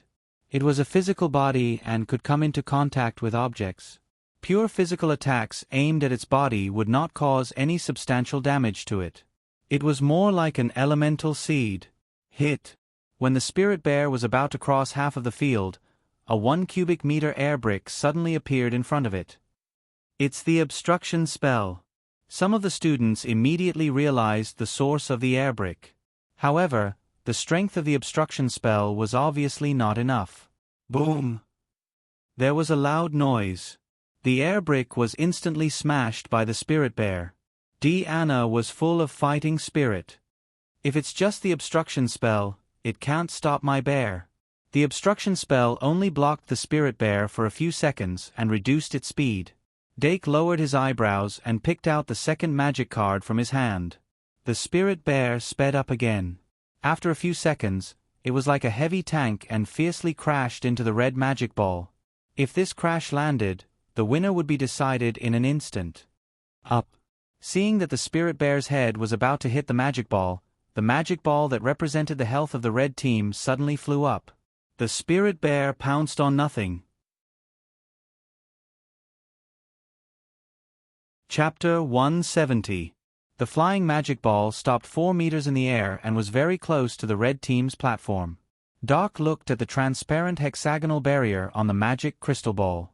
He did not let his guard down as he picked out the third magic crystal card. The duel with Sulla had given him an idea. How to protect the magic ball from being attacked. Yes, as long as it could fly in the air. Therefore, Dake used the push incantation, and tried to buy as much time as possible to push the magic ball up to its limit, 3 meters. The magic ball was originally 1 meter in the air. It added up to 4 meters. They naturally had the ability to float, and could reduce part of the impact so that they could float in the air. Remember in 1 second.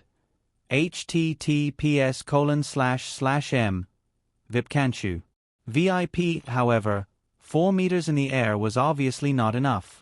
Even if the spirit bear's clumsy body did not look like it could jump very well, it was still 3 meters in the air when it was on all fours.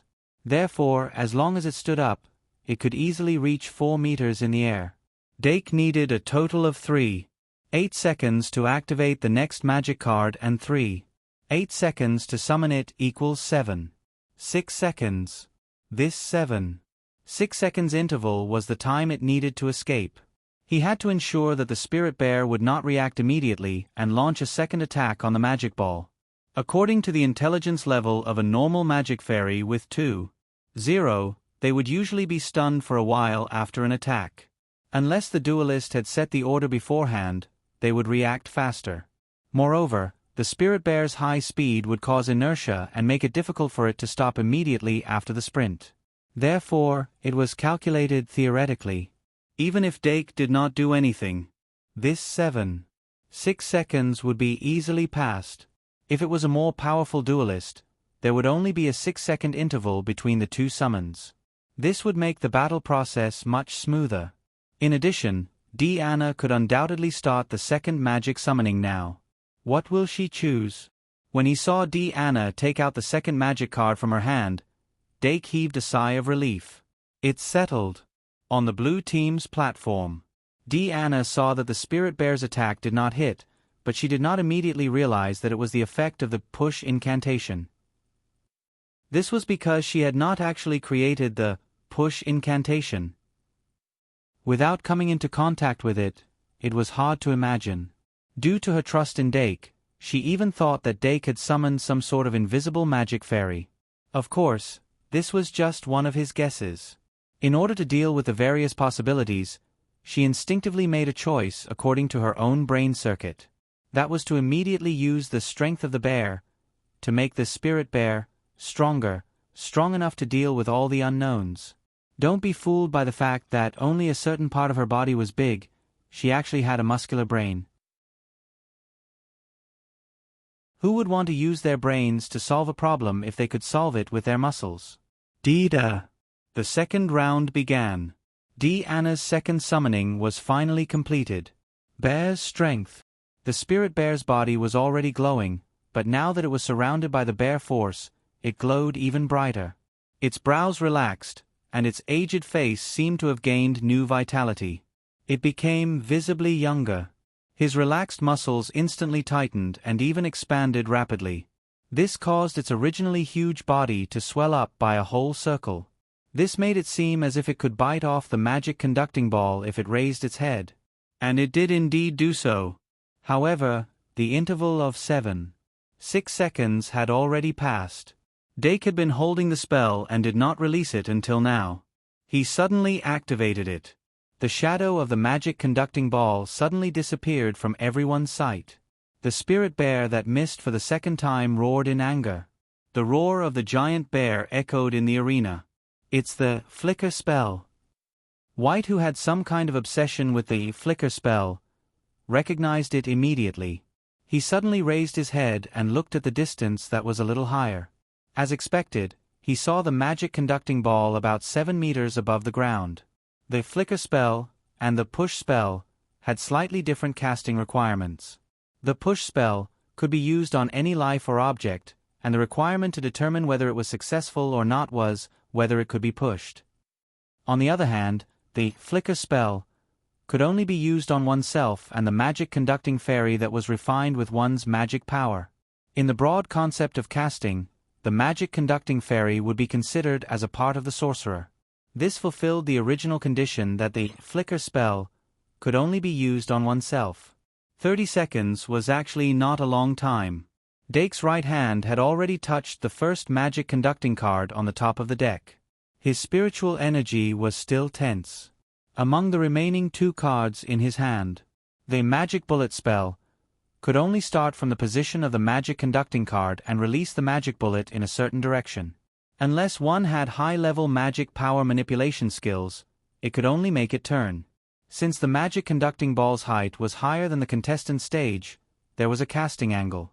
The obstruction spell could not block the power of the spirit bear at all. In order to deal with the next attack, he had to draw a useful magic conducting card. Fortunately, this was a duel with only 12 magic conducting cards. The next 2 magic conducting cards that he drew would not be too bad. Fade Spell, Fantasy Beast, Ibu, WTF. Doc clenched the magic card tightly and suddenly felt unwell all over. There were only 6 non-magical sprite cards, but they were all here now. His gaze swept across the arena. After the spirit bear missed its second attack, it took some time to find the red magic conducting ball 7 meters in the air. It stood up in anger and its height was higher than the contestant stage, extremely close to Dake's position. It was as if as long as it reached out, it could touch its furry bear fur. Anna, who had also found the magic conducting ball, ordered, "Spirit bear, take it down." Then, this giant bear that was bigger than a troll jumped up after its leg muscles exerted force. Although the distance it jumped was not high, but it did jump in the air. The bear's paw drew a powerful arc in the air and hit the magic conducting ball in the air. Quick! Dake had already timed the casting for the 3rd time. The black magic bullet was faster than the bear's paw. It hit the magic conducting ball from a 45-degree angle below. 10000900. The magic conducting ball with magic direct drop was like a golf ball that took off and shot towards the blue team's arena. But it did not ignore the air resistance and kept going up. Instead, it drew a parabola and slowly stopped under the effect of the floating mechanism of the magic conducting ball. At this moment, it was still high up. But its position had changed from right above the red team's summoning area to right above the blue team's summoning area. The spirit bear with an attack power of 2600 did not hit its target and could only run back. At this moment, if Anna still did not realize that Dake did not summon the magic conducting fairy, then she was really stupid. But she did not think that Dake did not get the magic conducting fairy. Instead, she puffed up her cheeks and started to get angry. "Didn't you say you would give it your all?" Her beep was amplified by the loudspeaker and was relatively loud. "Dake. Cough cough cough. Eh."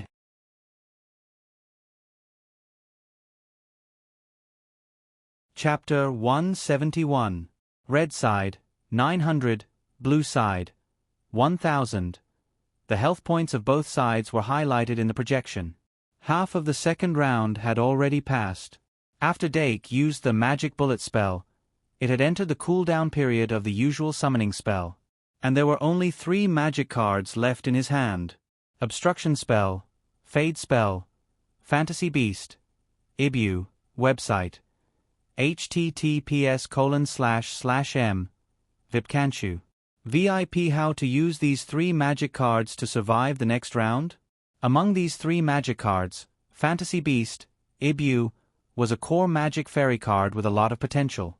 Its sure kill skill, Imitation, could use 100 MP to release most of the skills it imitated. But Imitation was instantaneous. It could only imitate the skills that the opponent had just used. And it had to be used within Ibu's knowledge. The imitated target, the spirit bear, did not intend to use any skills. And if he used Ibu to harass it, under normal circumstances, The 3-star Spirit Bear could catch up with the 1-star Ibu in the time it took to yawn. I can only bet on this one possibility. There was no guarantee of victory in an on-the-spot battle. The so-called sure win was, at best, a probability of 999,999%. After Dake's cooldown period of the usual summoning spell was over, it immediately started to activate the next magic card. At this time, Anna's summoning cooldown period had also ended. She puffed up her cheeks and started to prepare for the third summoning of this duel. Unfortunately, she didn't have a flying magical fairy in her hand. The skills of the few magic fairy cards were not long-range skills. If she had the push spell, she could push the magic ball down. But she only had the magic bullet spell in her hand. Because of the current angle, the magic bullet spell could only push the magic ball up. According to my summoning speed, there is only one summoning chance in the second round. Which one should I choose? Anna could not help but hesitate. But the Spirit Bear that had accepted her order did not stop. The Spirit Bear that ran back to the blue side from the red side stood up again. As if venting its anger at being toyed with, it leaped into the air and swung its paw, which was bigger than a millstone, at the same time. But before it could touch the magic sphere's life barrier, the bear paw came into contact with an invisible brick of air. The final obstacle spell. The gigantic bear paw smashed through the obstacle, but at the same time, it used up all of its remaining strength. By the time it came into contact with the magic conducting ball, it was already at the end of its flight. The magic power of the magic conducting ball plummeted. 900182. However, the life enchantment managed to hold on before it shattered. It was carried upwards by the remaining force, and flew to a height that the Spirit Bear could not reach. The Spirit Bear landed on the ground and looked up at the magic conducting ball that was flying further and further away. It was completely dumbfounded. Spirit Bear, answer. Outside the arena, Professor Cheong-si couldn't help but facepalm. She had a feeling that the biggest bug hidden in this competition with incomplete rules was about to be exposed. In regular matches, the duelists were allowed to use their mana to guide the ball, so there was no such problem. But the first-year students did not have that kind of ability. It was time for the third round. Dake took out 2 new magic conducting cards from the deck and smiled. Kettle Kettle. Ibu the Fairy. It's decided to be you, Kettle Kettle. When Kettle Kettle materialized in the light, the magic bullet spell that Anna had been holding back for a long time was finally activated. The pitch-black magic bullet successfully hit the fixed target in the air under the guidance of her spiritual energy. 18282. The magic conducting ball on the red side was once again sent flying. But Anna had used up the last of her mana waves. She grabbed her cards, and her cute little face scrunched up like a dumpling. She watched as Dake summoned Illusory Beast, Ibu, again. Only then did Anna react. She immediately ordered the Spirit Bear to attack Ibu. As long as the sacrificial item was destroyed before the sacrificial summoning was completed, the final winner of this match would still be her. Yes. When the Spirit Bear rushed out, Anna looked at Ibu, who was hiding behind Kettle Kettle, and Kettle Kettle, who was in front of Ibu. Suddenly, a solution appeared in her little head. The Spirit Bear stepped over Kettle Kettle. Although its body was shrouded in the glow of the superpower, equal share only weakened its attack to 1,700 divided by 2 plus 900 is equal to 1,750. Facing Ibu, who was only a 1-star, this kind of weakening was not a big deal at all.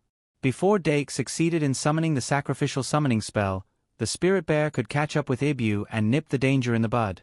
However, Ibu's body disappeared in front of everyone's eyes. It's the fading spell. The effect of the fading spell was very obvious. Obstacle spell, push spell, magic bullet spell, flicker spell, fading spell. Doc actually managed to refine all 5 universal magic incantations. The exclamations outside the arena were endless. Facing the threat of the Spirit Bear, Dake did not use the sacrificial summoning spell. Instead, he chose the shorter summoning spell, fading spell. The Spirit Bear was stunned by the completely invisible Ibu. After using Power Trick, The tentacles that came out of the hole in Kettle Kettle's shell became thicker and harder. With these tentacles as legs, its speed became slightly faster. In fact, the attack of a magic elf largely represented the strength of the elf. If the strength was strong enough, as long as the body structure did not obstruct it, it could be converted into speed. Therefore, after Ibu leveled up from 1 star to 2 star under the effect of Pride 2, its strength, speed, and other attributes all increased. As for the 1-star fantasy beast, Ibu, its speed was not much faster than Kettle Kettle. During the 5 seconds of invisibility, Ibu did not run very far. However, Kettle Kettle, whose attack became 2,200, successfully grabbed the spirit bear's heel. Physical attacks did not cause any substantial damage to the spirit bear. Therefore, Kettle Kettle did not attack. Instead, it grabbed the spirit bear's heel tightly with both legs, completely turning into a trap. While the effects of Power Cantrip were still in effect, the spirit bear could not escape. Squeak, squeak, squeak. Ibu turned around and looked at the spirit bear that couldn't go berserk because it couldn't turn around and attack its heel. It licked its paws and washed its face. Anna on the blue team's platform began to summon White Female Boxer after the cooldown ended. This 3-star white card that was drawn in the 3rd round might be her last hope. He was a little faster than Anna. Dake raised the last card in his hand. Within 3 rounds, he had completed a total of 9 summons in a matter of seconds. This requirement of magic power and mental power had far exceeded the normal range of a first-year student. He is indeed the son of the Valkyrie. As Professor Cheong-si exclaimed, the duel arena became a stage surrounded by fluttering ribbons and pink light. Ibu the fairy, on the stage.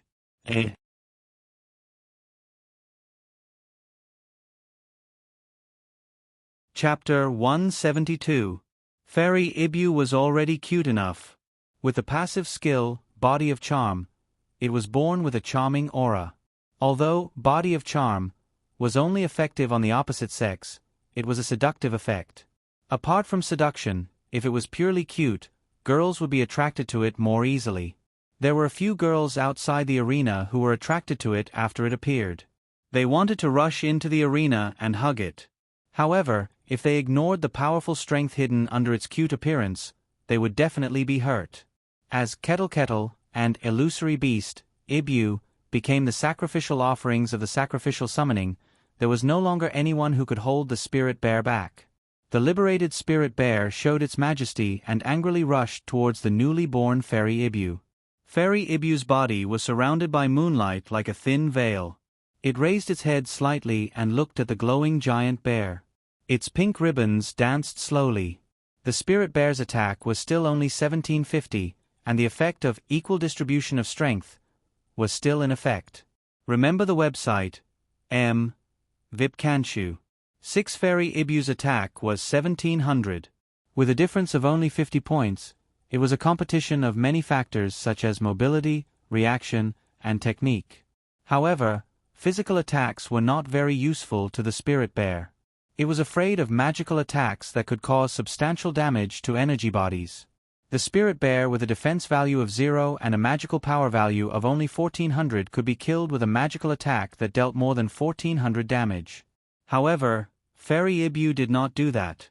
It raised its head, and there was a soft light in its eyes that was so charming that it looked like water was about to drip out. Heartsuit, heartsuit. Then, it opened its red lips and started to sing a seductive song. The skill, Voice of Seduction, was activated. While it caused substantial damage to the spirit bear, it also transformed the seduction effect of Body of Charm into the form of sound and expanded it. The spirit bear slowly stopped in its tracks. Its anger was appeased, and its eyes gradually became infatuated.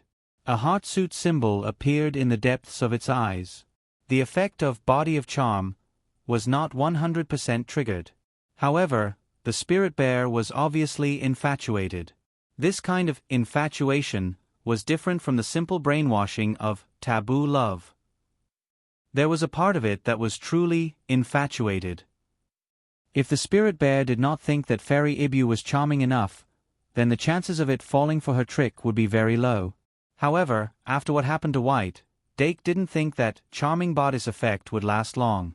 Moreover, the mental damage caused by the bewitching voice was slowly depleting the spirit bear's mana. However, as long as the spirit bear was slowed down, Fairy Ibu would be able to take the opportunity to attack the blue square's magic conducting ball. It turned slightly to look at the arcane orb and lifted its front leg with extreme elegance. But from the blue team's platform, a beam of light was suddenly released. Along with the light, Anna's second 3-star magic elf landed on the ground, White Female Boxer. Card name, White Female Boxer. Type, Elf card. Level, *****. Race, Human. Attribute, Combat, Magic Power. 800 Attack, 1100 Defense. 700 Ultimate Skill, None. From the data on the interface, it was almost at the level of a 2-star magic guide sprite. Plus, he didn't have a sure kill skill. The White Female Boxer could be said to be a useless card among the 3 stars. However, if it was only used as a 2-star card or a 3-star offering, it would still be quite useful. The White Female Boxer who was kneeling on one knee stood up calmly. From the color of her hair to her clothes to her skin, they were all snow white. The gloves on her hands were a display of her attack power. There was a human race among the magic guide sprites, but as mentioned before, this was only a classification similar to the devil race. However, they weren't really human.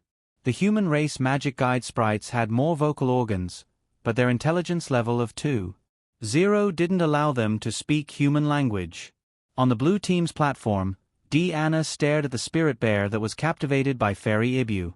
While she hated it for not fighting back, she gave an order to the White Female Boxer that no one expected. Sister Female Boxer, throw the magic conducting ball and end everything. The moment she finished speaking, there was an uproar among the spectating students. Anna's order seemed simple, but it was beyond their expectations. Is this something that a human can think of? Doran became nervous. As expected of Anna, Luosi opened his mouth, but couldn't say anything for a long time. On the red team's platform, Dake was also shocked. Then, he smiled. So there's this move. He made a prompt decision and gave an order. Fairy Ibu, Moon Power. Thus, the most powerful spirit bear in the arena became a spectator. The white-haired female boxer with an enchanting and slender figure suddenly turned around and picked up the magic ball. Using the explosive force of her twisting waist, she exerted force with both hands and threw the metal ball that looked light but was actually abnormally heavy after losing the floating property from below with great force. She really didn't hesitate at all. She displayed the amazing execution of a female boxer. However, moonlight suddenly sprinkled down from the sky. Fairy Ibu opened her mouth, and the pure moonlight condensed into a ball in her mouth at an extremely fast speed. Then, she suddenly released it. The moon power's light beam spread out faster than the blue magic conducting ball that was thrown out. It directly aimed at a position slightly below the red magic conducting ball. The light beam rippled like the Milky Way and lasted in the air for half a second. Then, the blue magic conducting ball crashed into it. Crack! Anna pursed her lips. The battle is over. Winner, Dake Dimming. Following Professor Cheong-Si's whistle, the duel entered its final end stage. Dake finally breathed a sigh of relief. He put down his empty hands and collected the used magic conducting cards from the table one by one. This duel made him realize the importance of card combinations. Although the common magic spell cards had their own uses, they lacked a link with the magic conducting fairy. If one's luck was bad, the duelist would be in trouble. However, he had no choice now. Let's rearrange it later. He raised his hand and put Fairy Ibu back into the magic conducting card. Then, he looked at Anna opposite him and walked down the platform first. If one wanted to improve, one had to learn how to summarize. The reason why he was in trouble in this duel was that he was too unlucky. The other reason was that he didn't have a good set of cards. However, the most fundamental reason was that the magic conducting cards in his hands were not comprehensive enough. There were too few magic conducting cards in the first tier. After this duel, before the next one, the most important thing was to expand the card pool. Of course, this was also related to the fact that Anna's card combination was strong enough. That Bear Spirit card combined with Bear's Strength was really amazing. If Anna's summoning speed was faster, the outcome would be hard to predict.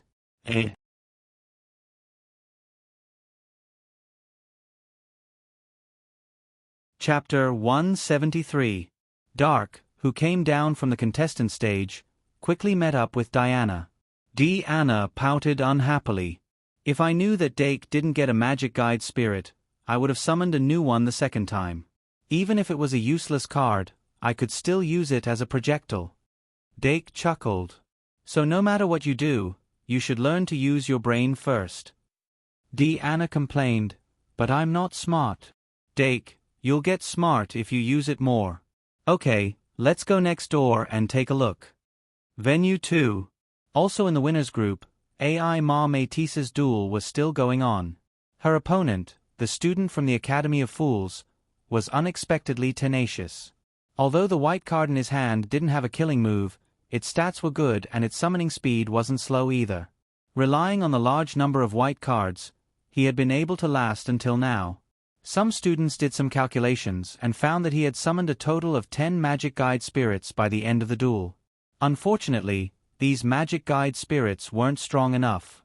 Remember, https://m Vipkanchu. VIP. My opponent in the next round is still AI Ma? Dake focused slightly and vaguely felt that AI Ma, who was still on the stage, was looking at him. This round of the competition was over. The winners group advanced to the next round. 1. Dake and 5. AI Ma advanced, while 2. Anna and 3. Student from the Academy of Fools were relegated to the losers group. However, there were many examples of people coming from the losers group to win the competition. In addition to the strength of the deck, luck and tactics were also very important to the outcome of a duel. The contestants in the losers group summed up their experience and adjusted their deck or tactics. It was very likely that they could turn defeat into victory. In this round of the losers group, Sarah easily won against the boy from the Academy of Magic, who was also from the Academy of Magic. The student from the Academy of Knights narrowly defeated the student from the Academy of Fools and successfully advanced to the next round of the losers group. And 5 were eliminated one after another. The new competition schedule was quickly released. Winners group, Venue 1, 1 versus 5, losers group, Venue 2, 2 versus 7, Venue 3, Venue 1 versus Venue 9. Dake found a long bench and sat down. Then, he began to replenish the mana of the magic card and adjust the deck. Learning from the experience of the last duel, Dark's adjustment of the deck this time was mainly focused on the word streamlining. The situation of lacking the first-tier Magic Elven card couldn't be changed for the time being, and the Magic Elven card didn't have a chain effect. They could only try their best to reduce the probability of no monsters at the start within the rules. If possible, it would be best to target AI Ma's deck as much as possible. But in reality, this is very difficult. Dake first added Pride Eye back into the deck. Using Pride Eye to deal with Golden Treasure Chest was a relatively common tactic. After that, he temporarily simplified the rest of the magic cards and added Illusory Beast, Ibu, Trash Slime, and Kettle into the deck. The second tier of Magic Elven cards was still to be decided. In fact, Dake had thought of only carrying 5 Magic Elf cards as a deck. In that case, the starting 5 cards would all be available. However, if one thought about it carefully, one would realize that if it was a combination of 3 first-tier Magic Elf cards and 2 second-tier Magic Elf cards, as long as the opponent could summon a powerful 3-star Magic Elf like the Spirit Bear at the beginning of the first round, then Dark would almost certainly lose. Up to this point in the competition, the information about the player's deck was more or less exposed. As Dake gradually figured out the core magic cards of the other players also understood his core magic cards. For example, in the previous competition, Sarah used Sphinx Cat to lock Kettle, so he couldn't use Sacrifice to summon. And in his first-tier Magic Elf cards, Illusory Beast, Ibu, and Trash Slime, were both super weak. This caused him to be in a predicament. But this was actually not the best solution. To sacrifice to summon a 4-star magic elf, one needed Kettle plus Illusory Beast, Ibu, or Kettle plus Trash Slime. Then, as long as Dake summoned Illusory Beast, Ibu, or Trash Slime, and then killed them. That was not a predicament, but a hopeless situation. The weakness of Kettle's slow movement speed was probably already exposed. The AI Ma would very likely choose to ignore Kettle, and switch to killing Illusory Beast, Ibu, or Trash Slime. As long as he killed them before the sacrifice summoning spell was completed, Dake would not be able to summon a 4-star magic elf at all. He did not have enough control over the sacrifice summoning spell, so his speed was not fast. So, keeping only 5 magic elf cards in the deck was no different from sending himself to death. He needed to ensure that there were additional cards to ensure the survival of Illusory Beast, Ibu, or Trash Slime. Then, I can add in a Fade spell.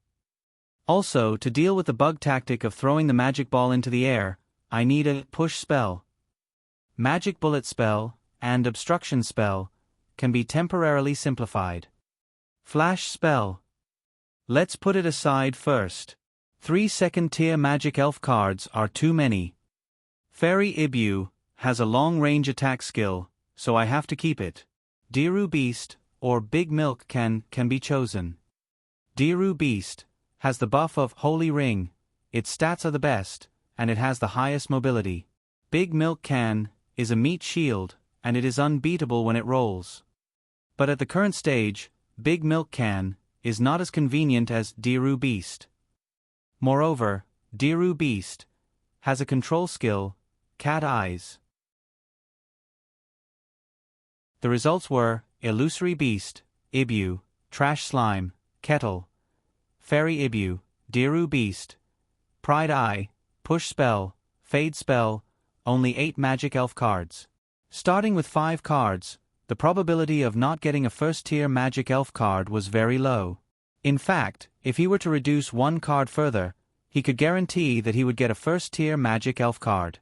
But Dake did not do that, as he needed to increase his margin of error. AI Ma's summoning speed was faster than Diana's, and the cards would definitely be more unpredictable than Diana's. It would be very difficult to deal with. After Dake made the initial adjustments, he continued to replenish his mana while thinking. Then, he suddenly had an idea. No, what if the base of this set of cards is reduced to 5 cards, such as Trash Slime, Kettle, Fairy Ibu, Diru Beast, and Pride Eye? What would happen? This train of thought woke him up in an instant, and he became much more clear-headed. In this competition where there was no limit to the number of cards, 5 cards was the bottom line. Pride Eye would be used to deal with Golden Treasure Chest. Fairy Ibu would deal with high-altitude tactics. AI Ma did not have a magic elf card like Sphinx Cat that could lock down offerings, so it did not need 3 first-tier magic elf cards. As for how to ensure the survival of the offerings, it was necessary for Fairy Ibu and Diru Beast to exist together. Dake's train of thought became clearer, and he finally decided. The final result was Trash Slime, Kettle, Fairy Ibu, Diru Beast, Pride Eye. Time passed quickly. The contestants needed to hurry up and replenish their mana, and even half an hour was not enough. The students outside of the contestants were still passionately discussing the previous round of the competition, and did not find waiting boring at all. Half an hour passed in the blink of an eye. A new round of the competition had begun. Since the competition grounds had changed from 4 to 3, Professor Claire, who was temporarily in charge of the House of Fools, was able to free up her hands. Of course, she appeared in the winners' Field 1 to watch Dake's competition. Among the rest of the students from the House of Aristocrats and the Academy of Knights were all gathered there. Most of the students from the School of Magic were watching Sarah's competition in Field 2. The students from the House of Fools were gathered in Field 3. When the competition was about to start, Dake and Deanna encouraged each other and went to different fields. Luo Si followed Deanna. Deanna's opponent this round was contestant number 7 from the Academy of Knights. Her opponent was a boy with a bright face, who once encouraged White in their first-class competition. His temperament and body shape were like that of a standard paladin, and he was quite popular in the Academy of Knights. His name was Justin Wayne. Although Wayne was in the losers group, he was not weak. This duel was a test for Deanna. Dake thought about Deanna as he walked to the contestants' field. It was still the red field, and he was very familiar with the environment. First, he put the 5 magic cards into the card slot. After the card table was activated by magic, it automatically shuffled the cards. He looked at the 5 magic cards that could only be shuffled and smiled inexplicably. I'm afraid this is the last time in my life that I will use such a shameless tactic in a duel. On the other side, AI Ma Métis also went to the blue field. Looking at Dake dimming from afar, AI Ma clenched her fists tightly. In her first-class competition, she was defeated by Dake. That failure had also changed her life. She listened to Dake's advice and tried to change herself a little. Finally, she got to where she was now. Looking down at the students who were cheering for her, AI Ma held her mouth and didn't let herself laugh happily. Deep in her heart, she really wanted to get more recognition. It's time for revenge. AI Ma raised her head again, and her eyes were shining. Dake then heard AI Ma's declaration, "Dake, this time I will win." Dake was a little surprised, then smiled and said, "Sure, I'm looking forward to it." The exchange between the two sides ended, and the game entered the countdown. Preparation stage, 30s.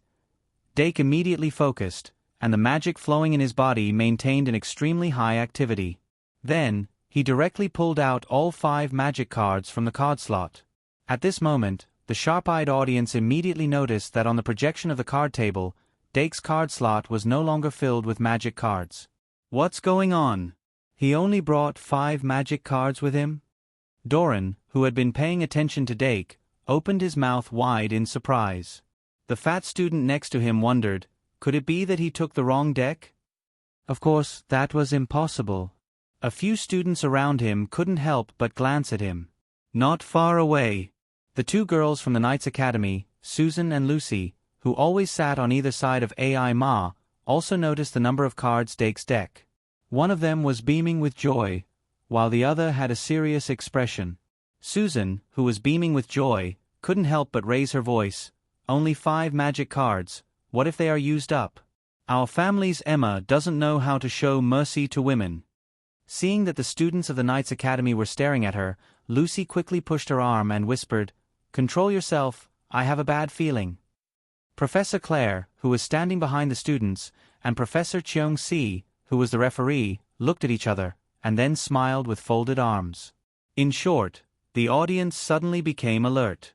And the 2 players on the players' stage were not affected. Less than 30 seconds of thinking time was not a long time. AI Ma was thinking hard according to the cards in her hand, and did not pay attention to Dake. Among her 5 cards, one was Golden Treasure Box, and the other was Golden Beast. Golden Beast was a magic elf card that AI Ma had successfully refined in her introduction to magic class. At that time, Dake had refined Kettle Pot, Deanna had refined Earth Bear, White had refined Troll, and Luoboat had refined Ratman Cyborg. Golden Beast was refined with ancient gold coins as the core material. It had appeared in the previous few matches, and it was a mechanical type about 2 meters tall with a shell made of gold. The strength of Golden Beast had been demonstrated in several matches, and Dake had heard a little bit about it. Battle stage, 30s. The moment the words on the table changed, both players began to summon at the same time. Magic summoning. Magic summoning. Dake was still faster than the others, and the white light from the magic card fell on the red summoning area. After Kettle Pot materialized, a 4-legged head came out of its shell. It blinked and moved a little on the spot.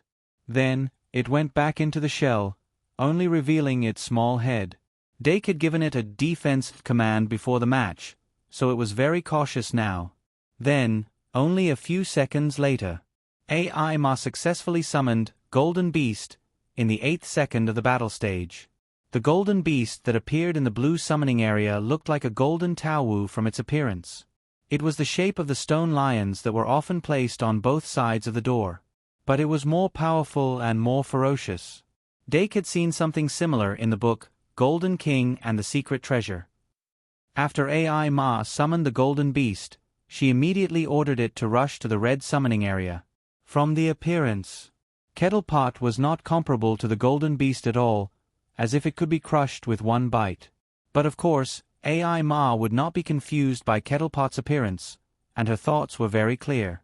She approached the summoning area, waited for Dake to summon for the second time, and then killed the other magic elf that was used as a sacrifice. 2 in 1, 4,000 words.